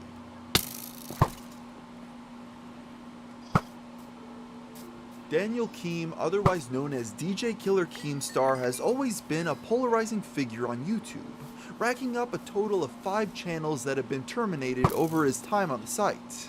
He rose to prominence trolling players on Xbox Live in the mid-2000s, before finally settling down with his show Drama Alert, where he reports on various mistakes, feuds, or mere interactions of internet celebrities. Keem has certainly made his fair share of enemies over the years due to his abrasive personality. Yet that's why people tune in. Back in 2015, he could be particularly ruthless, and when he received an anonymous tip about Brandon Asher, his sights became laser focused on the growing Let's Player. This all began when the Drama Alert team received a message from an anonymous source, accusing Basher of committing some heinous crimes in the early 2000s that came up during a background check done on Brandon when he joined the BAM Lounge. Jumping on the rumor, Keem quickly reached out to Brandon for comment. He denied everything, which stopped the allegations from going public at first. But after it became clear that these claims weren't going anywhere, he decided to make a video of his own to get out in front of the story. As his story goes, Brandon was born to an absent father and emotionally abusive mother who didn't have much of an interest in raising him, leaving Brandon home alone many times when he was just still a baby. He claimed not to remember much of his abuse though, because at a very young age a foster couple gained custody. After that, the quality of his life picked up significantly as he was now being raised in a loving and caring environment. The fondness with which he told these stories about his adoptive parents made his childhood seem pretty ideal. The trouble started when he entered high school. Brandon stated that throughout elementary and middle school, he was a fairly average student, passing by with a decent enough grade. But in high school, he suddenly lost all motivation to keep trying. His grades began to plummet, and as a result, he was placed in what he called an educational development center. This is a school that the undesirables got pushed to. People they didn't want in the school, and they just sit us in there and make us do crossword puzzles all day. This is high school. Brandon also claimed to have been a constant target of bullying from his fellow students. All this changed though when he met a girl when he was 17, and quickly fell head over heels in love with her. After being alone for so long, it's clear that finding happiness with a woman meant a great deal to him emotionally. It's no wonder then that he was absolutely crushed when he learned that she had cheated on him. My whole world got turned upside down. It was literally the worst thing I've ever experienced up to that point. Around this point, he also began talking to the younger sister of one of his friends, who he claims was around 14 years old at the time. He claimed that she served as a shoulder to cry on. She actually talked to me a lot about it and consoled me. We started talking online and we had feelings for each other, and her parents had started kind of getting like the vibe that we had a thing going on. We would get pretty intimate. But one day when I woke up, there was a knock on my door and there was a guy, and he introduced himself as a private investigator. They ended up arresting me, and they put me in jail. When he finally had his day in court, he was charged with a Class A misdemeanor for an unlawful transaction with a minor. As punishment, he would attend court-mandated therapy and would be stripped of all his computers. And my lawyer was like, "You were so freaking lucky because you could have gone to prison and stuff like that." I'm like, for that? What the? Why? Like, it's insane how apparently lucky I was that they didn't just send me to prison. Perhaps out of some feeling of shame or embarrassment, Brandon and his family ended up moving to a different state after the sentencing. And for years and years and years, I just sat there doing nothing but wasting away, and I felt like I was going crazy. I'd wake up, I'd go into my computer room, I'd sit down, I'd load up Star Wars Galaxies or World of Warcraft, and I'd just play until I felt like I was going to pass out.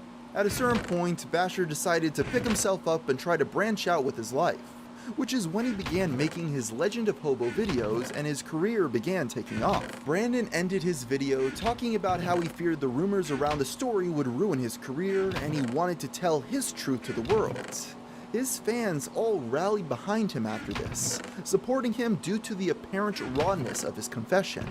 but not everyone was so swayed by his tale. A few hours after Basher posted this video, Keemstar uploaded a response titled, "Opinion on the Basher Situation." Keem expressed his frustration with the amount of support Brandon was receiving for his confession, feeling that the video came across as very manipulative. He cited Basher's constant shaking and crying throughout the story, as well as recounting his whole tragic life story as his reason for it coming across as insincere. Keem's biggest gripe was that the video seemed to be spinning a narrative that Basher was a victim, whereas he thought it would have been better if he made a simple, flat-out apology. Keem, along with thousands of others, believed that Brandon wasn't being 100% truthful about the details throughout his confession either. In his statements, there were some glaring contradictions, such as why in the original rumor he was said to have raped a 13-year-old girl twice, but in this story the girl was around 14 or 15, and they merely talked in a sexual manner on the computer. On top of that, Basher released an article from his local newspaper which listed him as 20 years of age when he was sentenced, which didn't make sense when compared to his earlier statement that he was 18 at the time.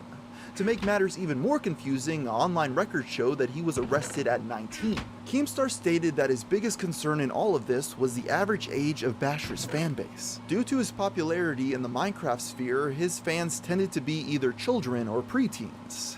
Keem felt that Brandon, given his alleged history, may try to leverage his young audience into potentially dangerous situations. At this point, Keem also brought up the eyebrow-raising point that Basher's girlfriend Clara was only 17 years of age at the time they met, whereas he was in his late 20s. Had he not learned anything from talking to underage girls, many wondered? At this point, when anyone would question his official story not adding up or joked about the rumors, Basher's oversensitivity was made clear, as he would often have breakdowns at the slightest mention of his name in a negative light. Keemstar noted this and would seemingly prod Brandon for a response on both Twitter and Drama Alert. During his annual April Fool's video, Keem made a joke at Basher's expense, in which he photoshopped a fake tweet to make it look like he was confessing to the allegations. Brandon did not take this very well, going on an angry rant about it on Twitter and reaching out to his network Machinima to try to get the video taken down. On another occasion, Basher posted a tweet about how he was going to Disney World soon,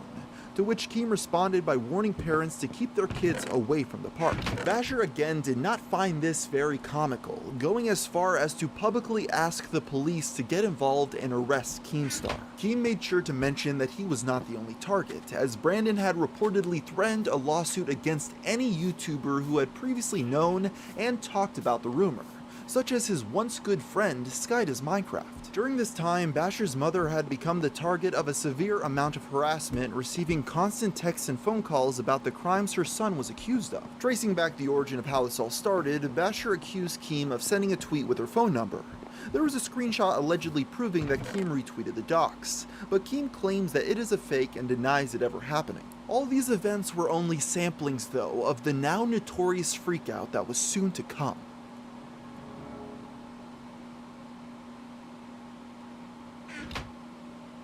The day after the Drama Alert video came out questioning Brandon's official narrative, a dogpiling of hate started to be sent his way. The once sympathetic comments quickly turned vitriolic as the math wasn't adding up on his explanations.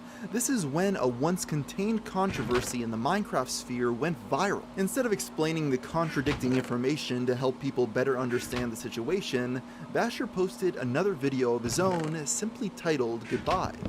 In this video, it's clear that he has reached the end of his rope both mentally and emotionally. I hate you all who are attacking me constantly! I just wanted to make a fucking YouTube channel!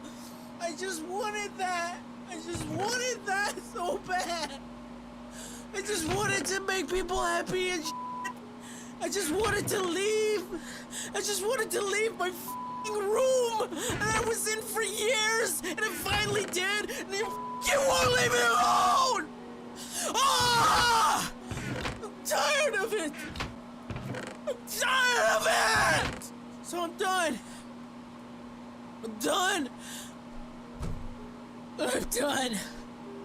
Shortly after uploading, he removed the video and clarified on Twitter that he wouldn't actually be quitting the internet. But at that point, the damage was already done. Some were sympathetic with Basher's plight, but many more now saw him as the freakout guy, with re-uploads of this video gaining millions upon millions of views from across the world. Among those whose attention was caught by this video was none other than Keemstar himself, whose initial reaction to it was recorded on a live stream. From many angles, this can be seen as the true beginning of the feud between Basherverse and Keem. Entertain people! I just wanted that! I just wanted that so bad! I just wanted to make people happy and I just wanted to leave! Dude, like, okay, like, people might say that I pushed him too far, but I didn't. I didn't. This is more playing the victim. This is more like manipulation. That's all I see is manipulation. Like, all I wanted, and all I think anybody wanted, was this dude to just own up to what happened and move on. The very next day, Keem posted another video directed at Basher, reaching out to him and asking for an interview with all proceeds going to charity. To our knowledge, this request seems to have either been ignored or denied by Basher. But because the story was so big, that didn't stop Drama Alert from reaching out to people around him. On April 10th, Keem interviewed another YouTuber in the Minecraft space by the name of Ashley. And when you and Basher were having this conversation, which we're about to get into, ladies and gentlemen, get your popcorn ready. How old were you at the time? I was 17. How old was Basher? 28. 28-year-old man, 17-year-old child. Guys, but right here, Basher says, yes, you are. I get turned on every time I see you. You're sexy as hell. Now, what is he talking about? According to her, he also allegedly screenshotted every single selfie she posted to her Snapchat story, and sent her messages complimenting her appearance in them. Ashley provided screenshots of the chat logs, but the names were blacked out, so we can't say for certain if this was Basher. This was only the beginning of the new allegations though. At the same time, another YouTuber by the name of True Wind Waker uploaded a video on her own channel in which she made a similar accusation towards Basher. A few months prior to this controversy, Brandon had posted a public link to his Snapchat on Twitter. Being a fan of his, she quickly added him and sent him a selfie. He then reportedly screenshotted it and asked for more, which she also provided evidence of. Later, Wind Waker liked a tweet from Basher, prompting him to follow her and immediately start messaging her on Twitter, asking if she was the same girl who had sent him the selfie. Just like with Ashley, Basher's messages quickly became flirtatious, and he asked her if she would be willing to move their conversations to Skype. All. And then I don't have I respond, but I'm sure I responded something like, really? Like, because I was confused. And he said, do you have Skype? We can text better there. And then at that point, I was kind of like, I mean, yeah, I thought it was really cool because he had, I think he had 1 million subscribers then, and I really liked his videos. And I was like, whoa, this guy that I've been watching, like, I really appreciate his videos, he's funny, all this stuff, and he wants to talk to me. I was like, oh my gosh, like, whoa. And then he proceeded to start kind of like getting more sexual conversation on, like, including weird things. And I was just kind of like, I didn't say anything. She tried on multiple occasions to steer the conversation away from inappropriate subjects, but he would quickly steer it right back. After a while, he asked her age, to which she told him that she was 16. In response, Basher reportedly lied and said that he was only 21. Unfortunately, she no longer had the Skype messages, but she provided enough evidence that it was clear to most that she had spoken with Basher in some capacity. So he started dating Clara Babylegs when she was a minor. We know that to be 100% true. And then also, he was flirting with underage girls online, and we know this because those girls came forward, and I interviewed them on Drama Alert, and they had, screenshots in proof of Basher doing this. As the situation heated up and more people came out with stories of their own, Basher knew he had to do something drastic to try to quell the flames. About a week or so later, Basher appeared on a Drama Alert video for an interview. Keem's tone immediately seemed to have made a complete 180, stating that his team had looked into the situation further and that he now believed Basher's story. Basically, the Drama Alert team did more research into what happened with Basher 11 years ago, and we can now confirm that the ages were 18 and 15, not 20 and 13. I wanted to get Basher on here first to apologize. You know, Drama Alert reports the truth, right? We've never reported that the victim was 13. All we've ever reported was that Sky Does Minecraft said the victim was 13, that the Zombie Unicorn said the victim was 13. And based on these people and their reputations, you know, my personal opinion was that you were lying. Now that we know that that's 100% true, the first question I have for you is, how did this rumor start that the victim was 13? Basher claimed that he had told the other YouTubers in the house his version of the story very early in his time with the group. But somewhere along the line, someone had changed it to him raping a 13-year-old girl. As Basher told it, the story went that in the wake of the controversy, his fellow BAM Lounge members encouraged him to go back with his girlfriend Clara to his family home in Kentucky to sort things out mentally. Brandon claimed that his mother had some sort of job in the legal profession and would be able to help them out. But once the couple arrived there, the members of BAM Lounge began texting Clara privately. Melting my heart was like being destroyed. I started bawling. I started just like, what? Why are you leaving me? Why? Like, why don't you stay longer? What is making you leave me? And she would not look me in the eyes. She didn't shed a single tear. It was the most pathetic thing I've ever done. My mom was even there. She can attest to it, but I know she won't because she, no offense, she doesn't like you. So she leaves, goes with her uncle. All right. Yeah. And then she flies all the way back to Seattle. No, she flew to L.A. to be with the BAM guys again. And she's still going to be on the project. Yeah.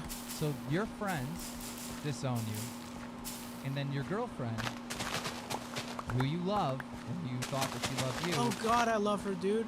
Disowns you no idea. for her career.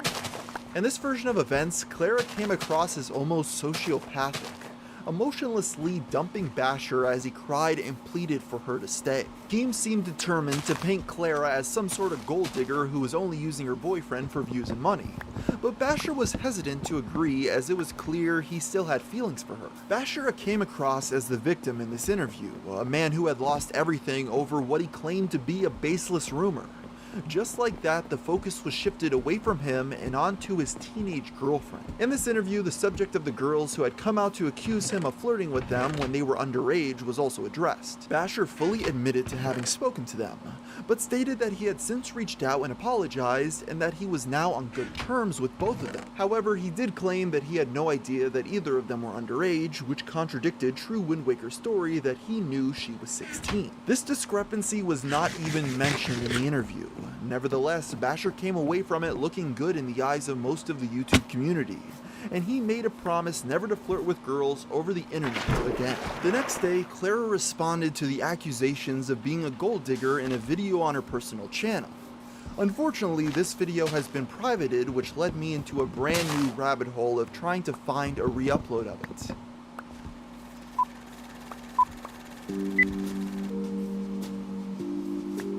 Using the Wayback Machine and a direct link to the video, I found out that the name of it was My Basherverse Story, which I then searched for.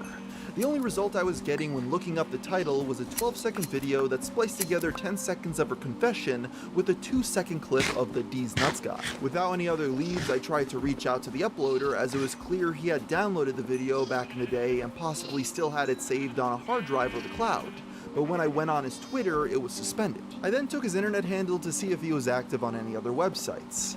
This is when I found out this dude is actually an international hacker on the run from both the Guatemalan and Mexican government for stealing and leaking thousands of files. So to put it simply, the only person with a copy of this video is currently evading law enforcement. Becoming frustrated as I spent more time trying to find this video, I next simply searched for things like Clara Baby Legs and Clara Basher on YouTube so I can scroll through every single result to see if it exists under a different name. After going through hundreds if not thousands of results, I finally find another copy of the video.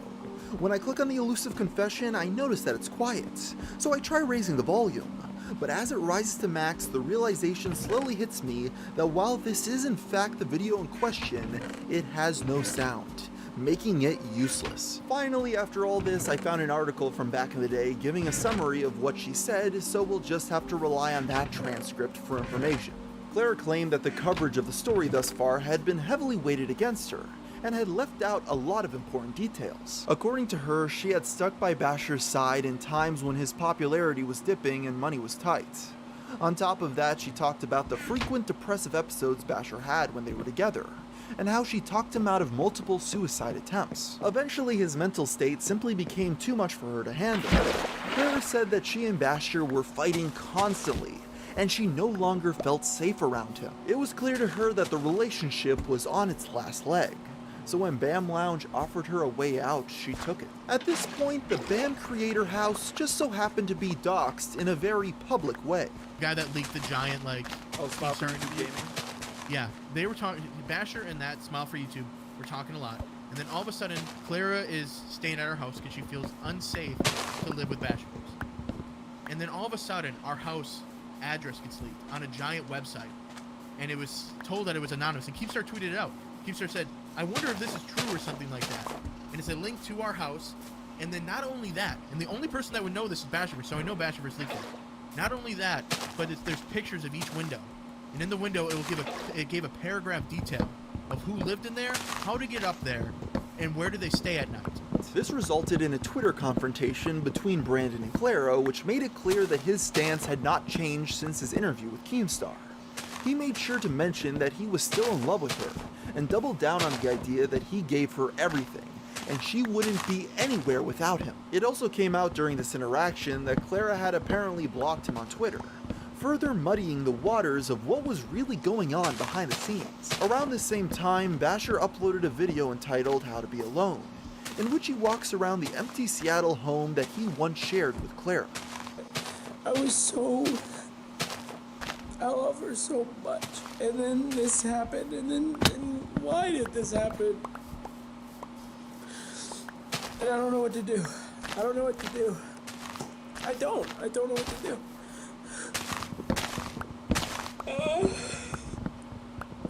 I'm sorry, her hair. On April 30th, a little over a week since the first interview, Basher appeared on Drama Alert once again to talk with his new friend Keemstar about fresh allegations that had begun to surface about Clara. Before they even began discussing this new information, though, Basher made it clear that this was the first time hearing about any of it, and this is where things became interesting. Here's Clara taking a picture in a room, and somebody is on the bed. Do you see the circle there, the elbow? Yeah. Whose room That's Garrett's room. So now, I know you haven't seen this. Dude, that's straight up Garrett's room. That is Garrett's room. The next image is coming from a vlog from Big Mac, and whose bed is Garrett on? That's Clara's bed. That's where she's sleeping, apparently. That's where she was sleeping. What the f? That's the blanket that I bought for Clara. I bought that for Clara when we were together. Oh God, what the f? The idea that Clara might be dating former friend Garrett was clearly distressing to Basher, especially since it was so soon after their breakup. He claimed that he had been trying to get in contact with her on a near daily basis since she dumped him, but had only gotten a response that day in the form of a text where she said she loved him and she never meant to hurt him. That was when Keem dropped the bombshell. Keem revealed that he had been collaborating in secret with a man by the name of Smile for YouTube, the owner of a Minecraft server who had worked with both Basher and Clara on multiple occasions. Smile stated that he had been messaging back and forth with Clara, offering to pay her just to speak with Brandon. Not only that, he played the audio of a Skype call he had with her earlier that day, around the same time she texted Basher. In this call, Smile offered to pay Clara $1,000 to text Brandon to calm him down during one of his emotional episodes, which she appears to have agreed to. She seems really concerned because she just messaged me. He already did the interview. Too late. We are all What? I just sent that in the chat right now so we can all see it.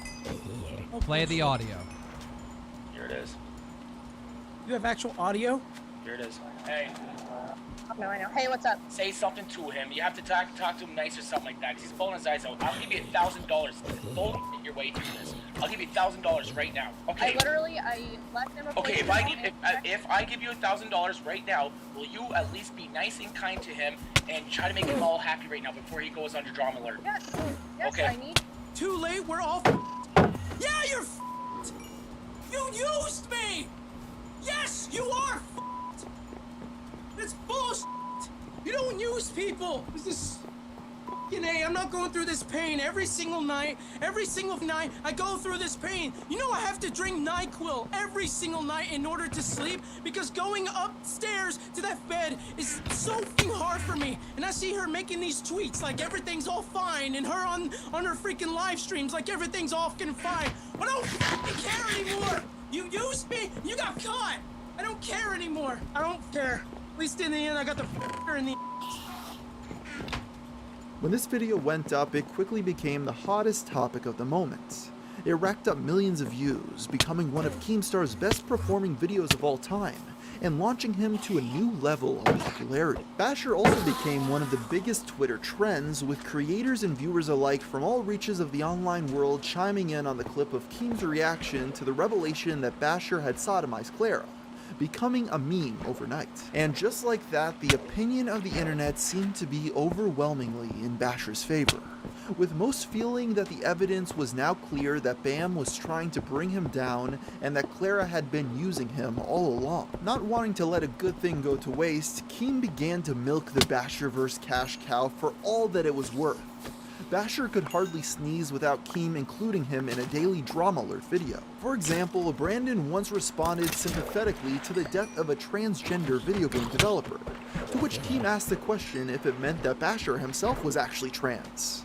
No matter how mundane, a drama alert found a reason to report on it. On May 1st, the day after the interview, Jobless Gara posted a video to his own channel in the hopes of quelling the rumors surrounding him. He completely denied the idea that he and Clara were sleeping together, citing Keemstar's admittedly poor evidence to back up his claims. However, Garrett's explanation of what was really going on was strange to say the least, and made many wonder what the deal was with the living arrangements in this house. According to him, with the way the BAM Lounge was structured, they simply didn't have enough space for everybody who was living there, so some rooms needed to serve double functions. When Clara moved back into the BAM house, Garrett's bedroom was split down the middle, half of it still belonging to him and the other half becoming Clara's office. That explained why she took the selfie in Garrett's bedroom, and why he was still asleep in the bed when the picture was taken. As to why he was sleeping in her bed, Garrett said that sometimes Clara would want to live stream in her office early in the morning when he wanted to sleep in. He obviously didn't want to be in the background of her streams, so he would instead go downstairs to sleep in Clara's bed in the living room. The video ended with Garrett stating that he had explained the whole thing to Basher in person, and that the two had actually watched the interview together at Basher's house. It even included a short clip at the end of Basher and Garrett together, in which Basher cleared the air and said he believed Garrett's story. Basher seemed to be making amends with his former enemies, and soon he would reconnect with another. Merely 2 days after the interview, Clara went on Twitter to publicly announce that she had moved out of the BAM Lounge. This was strange given how much trouble she went through to live there in the first place. But that strangeness was nothing compared to the reveal of who she was living with now: Brandon Asher. Yes, the two took a selfie together and stated that she had moved back into his house in Seattle, and were talking through what had happened. This begins the next chapter in the Basherverse saga.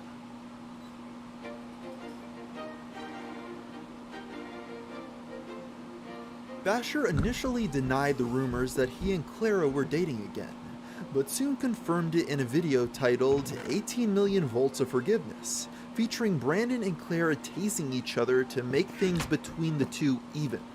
Back in September, we had a miscarriage. Clara got pregnant, and it turned out to be an ectopic pregnancy, and she had a miscarriage, and we lost the baby. And that's something that we never really told anyone about. We told our close friends. Something that needs to be talked about is the Skype conversation that I was recorded in on Drama Alert. I really, really regret that, and it was terrible and incredibly messed up, and the best thing right now that I can do is ask for forgiveness for it. So, I am going to be tased. With million volts of forgiveness. Oh, Jesus! At best, people were confused by this update. The breakneck narrative shift from Basher being a manipulative pedo to Clara being a heartless gold digger to the new one of them being a couple again was jarring to say the least. And the tasing aspect only made it more perplexing. People began to turn on Basher once again, with some claiming that he and Clara faked all of this drama just for attention. Upon asking those involved in the drama about this change to edgier content, it turns out that allegedly the people at the website Social Blade began to push Basher to do more exploitative content, as they began to take a cut of his revenue. As the story goes, while this more edgy content was bad for Brandon's mental health, it was good for their bottom line. He got in connection with people at Social Blade, and Social Blade was helping him create new content, so they started doing challenge videos. Now, I gave him a couple ideas for challenge videos, because I was doing them at the time, but then they also gave him challenge video ideas. And they were filming him with very expensive cameras, these two people from Social Blade that we met once. And they wanted to take him and grow his channel, because they said, we're from Social Blade, we can grow your channel. And they had to be in their like late 30s or early 40s. Two 40-year-olds filming them getting tased, filming these weird little challenge videos, and I think they wanted a part of his channel eventually. Like, we're gonna grow you, but we want to take a little piece. Around this time, the public also began going after Basher due to the increasing sexualization of his videos. He had always used Clara's looks in some capacity to get views, but after they got back together, it started ramping up to a large degree. Pretty much every one of his videos featured Clara in a bikini or showing excessive amounts of skin, and the contents of the videos weren't much different. Many saw this as blatantly exploitative behavior, made even worse given the fact that much of Basher's audience was young children. While public opinion may have been turning on Basher, his relationship with Clara seemed to be doing better than ever before, at least from an outsider's perspective. They were back living together and making videos, and it even came out that they had plans to get married. Despite the apparent success in his love life, Basher's mental health did not seem to improve much over this time. He announced in July of 2015 that he would start taking medication to help both with his depression and anxiety disorders. Brandon also went on several Twitter rants over the following months, lamenting the loss of the people he once considered to be his friends who had turned on him, and how he felt he would never be able to clear his name of the accusations of pedophilia. Despite getting further and further from the original controversy and new developments constantly coming up in his favor, Basher still seemed to be convinced that his life and career were destroyed beyond repair. What has happened in the last couple days? Because you were happy, you had all this support. I don't get it. Because what changed? I thought I could figure it out. I've got all this support. I've got all these people. Exactly. Dude, support does not give me ideas. Support does not give me content. Support does not sit me down in front of a computer and put the game in front of me or put the vlog in front of me. I have a crazy idea. How about you just live stream, all right, and just talk to your fans. Just talk to them. This all culminated in November of that same year when Basher tweeted that he planned to check himself into a mental health facility. Keemstar reached out to confirm the legitimacy of the statement, to which Basher responded angrily, blaming Keem for his destroyed reputation, which was a strange jab considering how much work Keem had done since originally breaking the story to paint Basher in a positive light. Around this time, rumors were circling around that Basher actually had plans to sue Keemstar, and the lawsuit was to be funded by a fellow YouTuber known as Futuristic Hub, an interesting man most well known for truly bizarre videos including Minecraft porn and other animations. His involvement in the story is confusing to say the least. In the beginning, he was one of the many people spreading the original pedophile allegations. However, somewhere along the way, his point of view shifted completely, with him defending Basher and deeming Keem to be the true enemy. Futuristic Hub's motivations seemed to confuse even the people who knew him, and it's hard to tell exactly what he hoped to gain from all this. Regardless, this lawsuit didn't go anywhere, and Basher disappeared from the internet for a little under a month. Basher returned to YouTube again in December, posting simple, low-effort vlogs consisting of him and Clara just lying in bed. These weren't the only videos they were making, but fans were feeling a bit insulted by how little he seemed to care. However, the irritation over these vlogs was nothing compared to the outrage sparked by a video he posted later that week, in which he pranked Clara while in the shower by throwing flour on her. While the prank itself was clearly faked, the main issue people had with it was that Clara was nude for the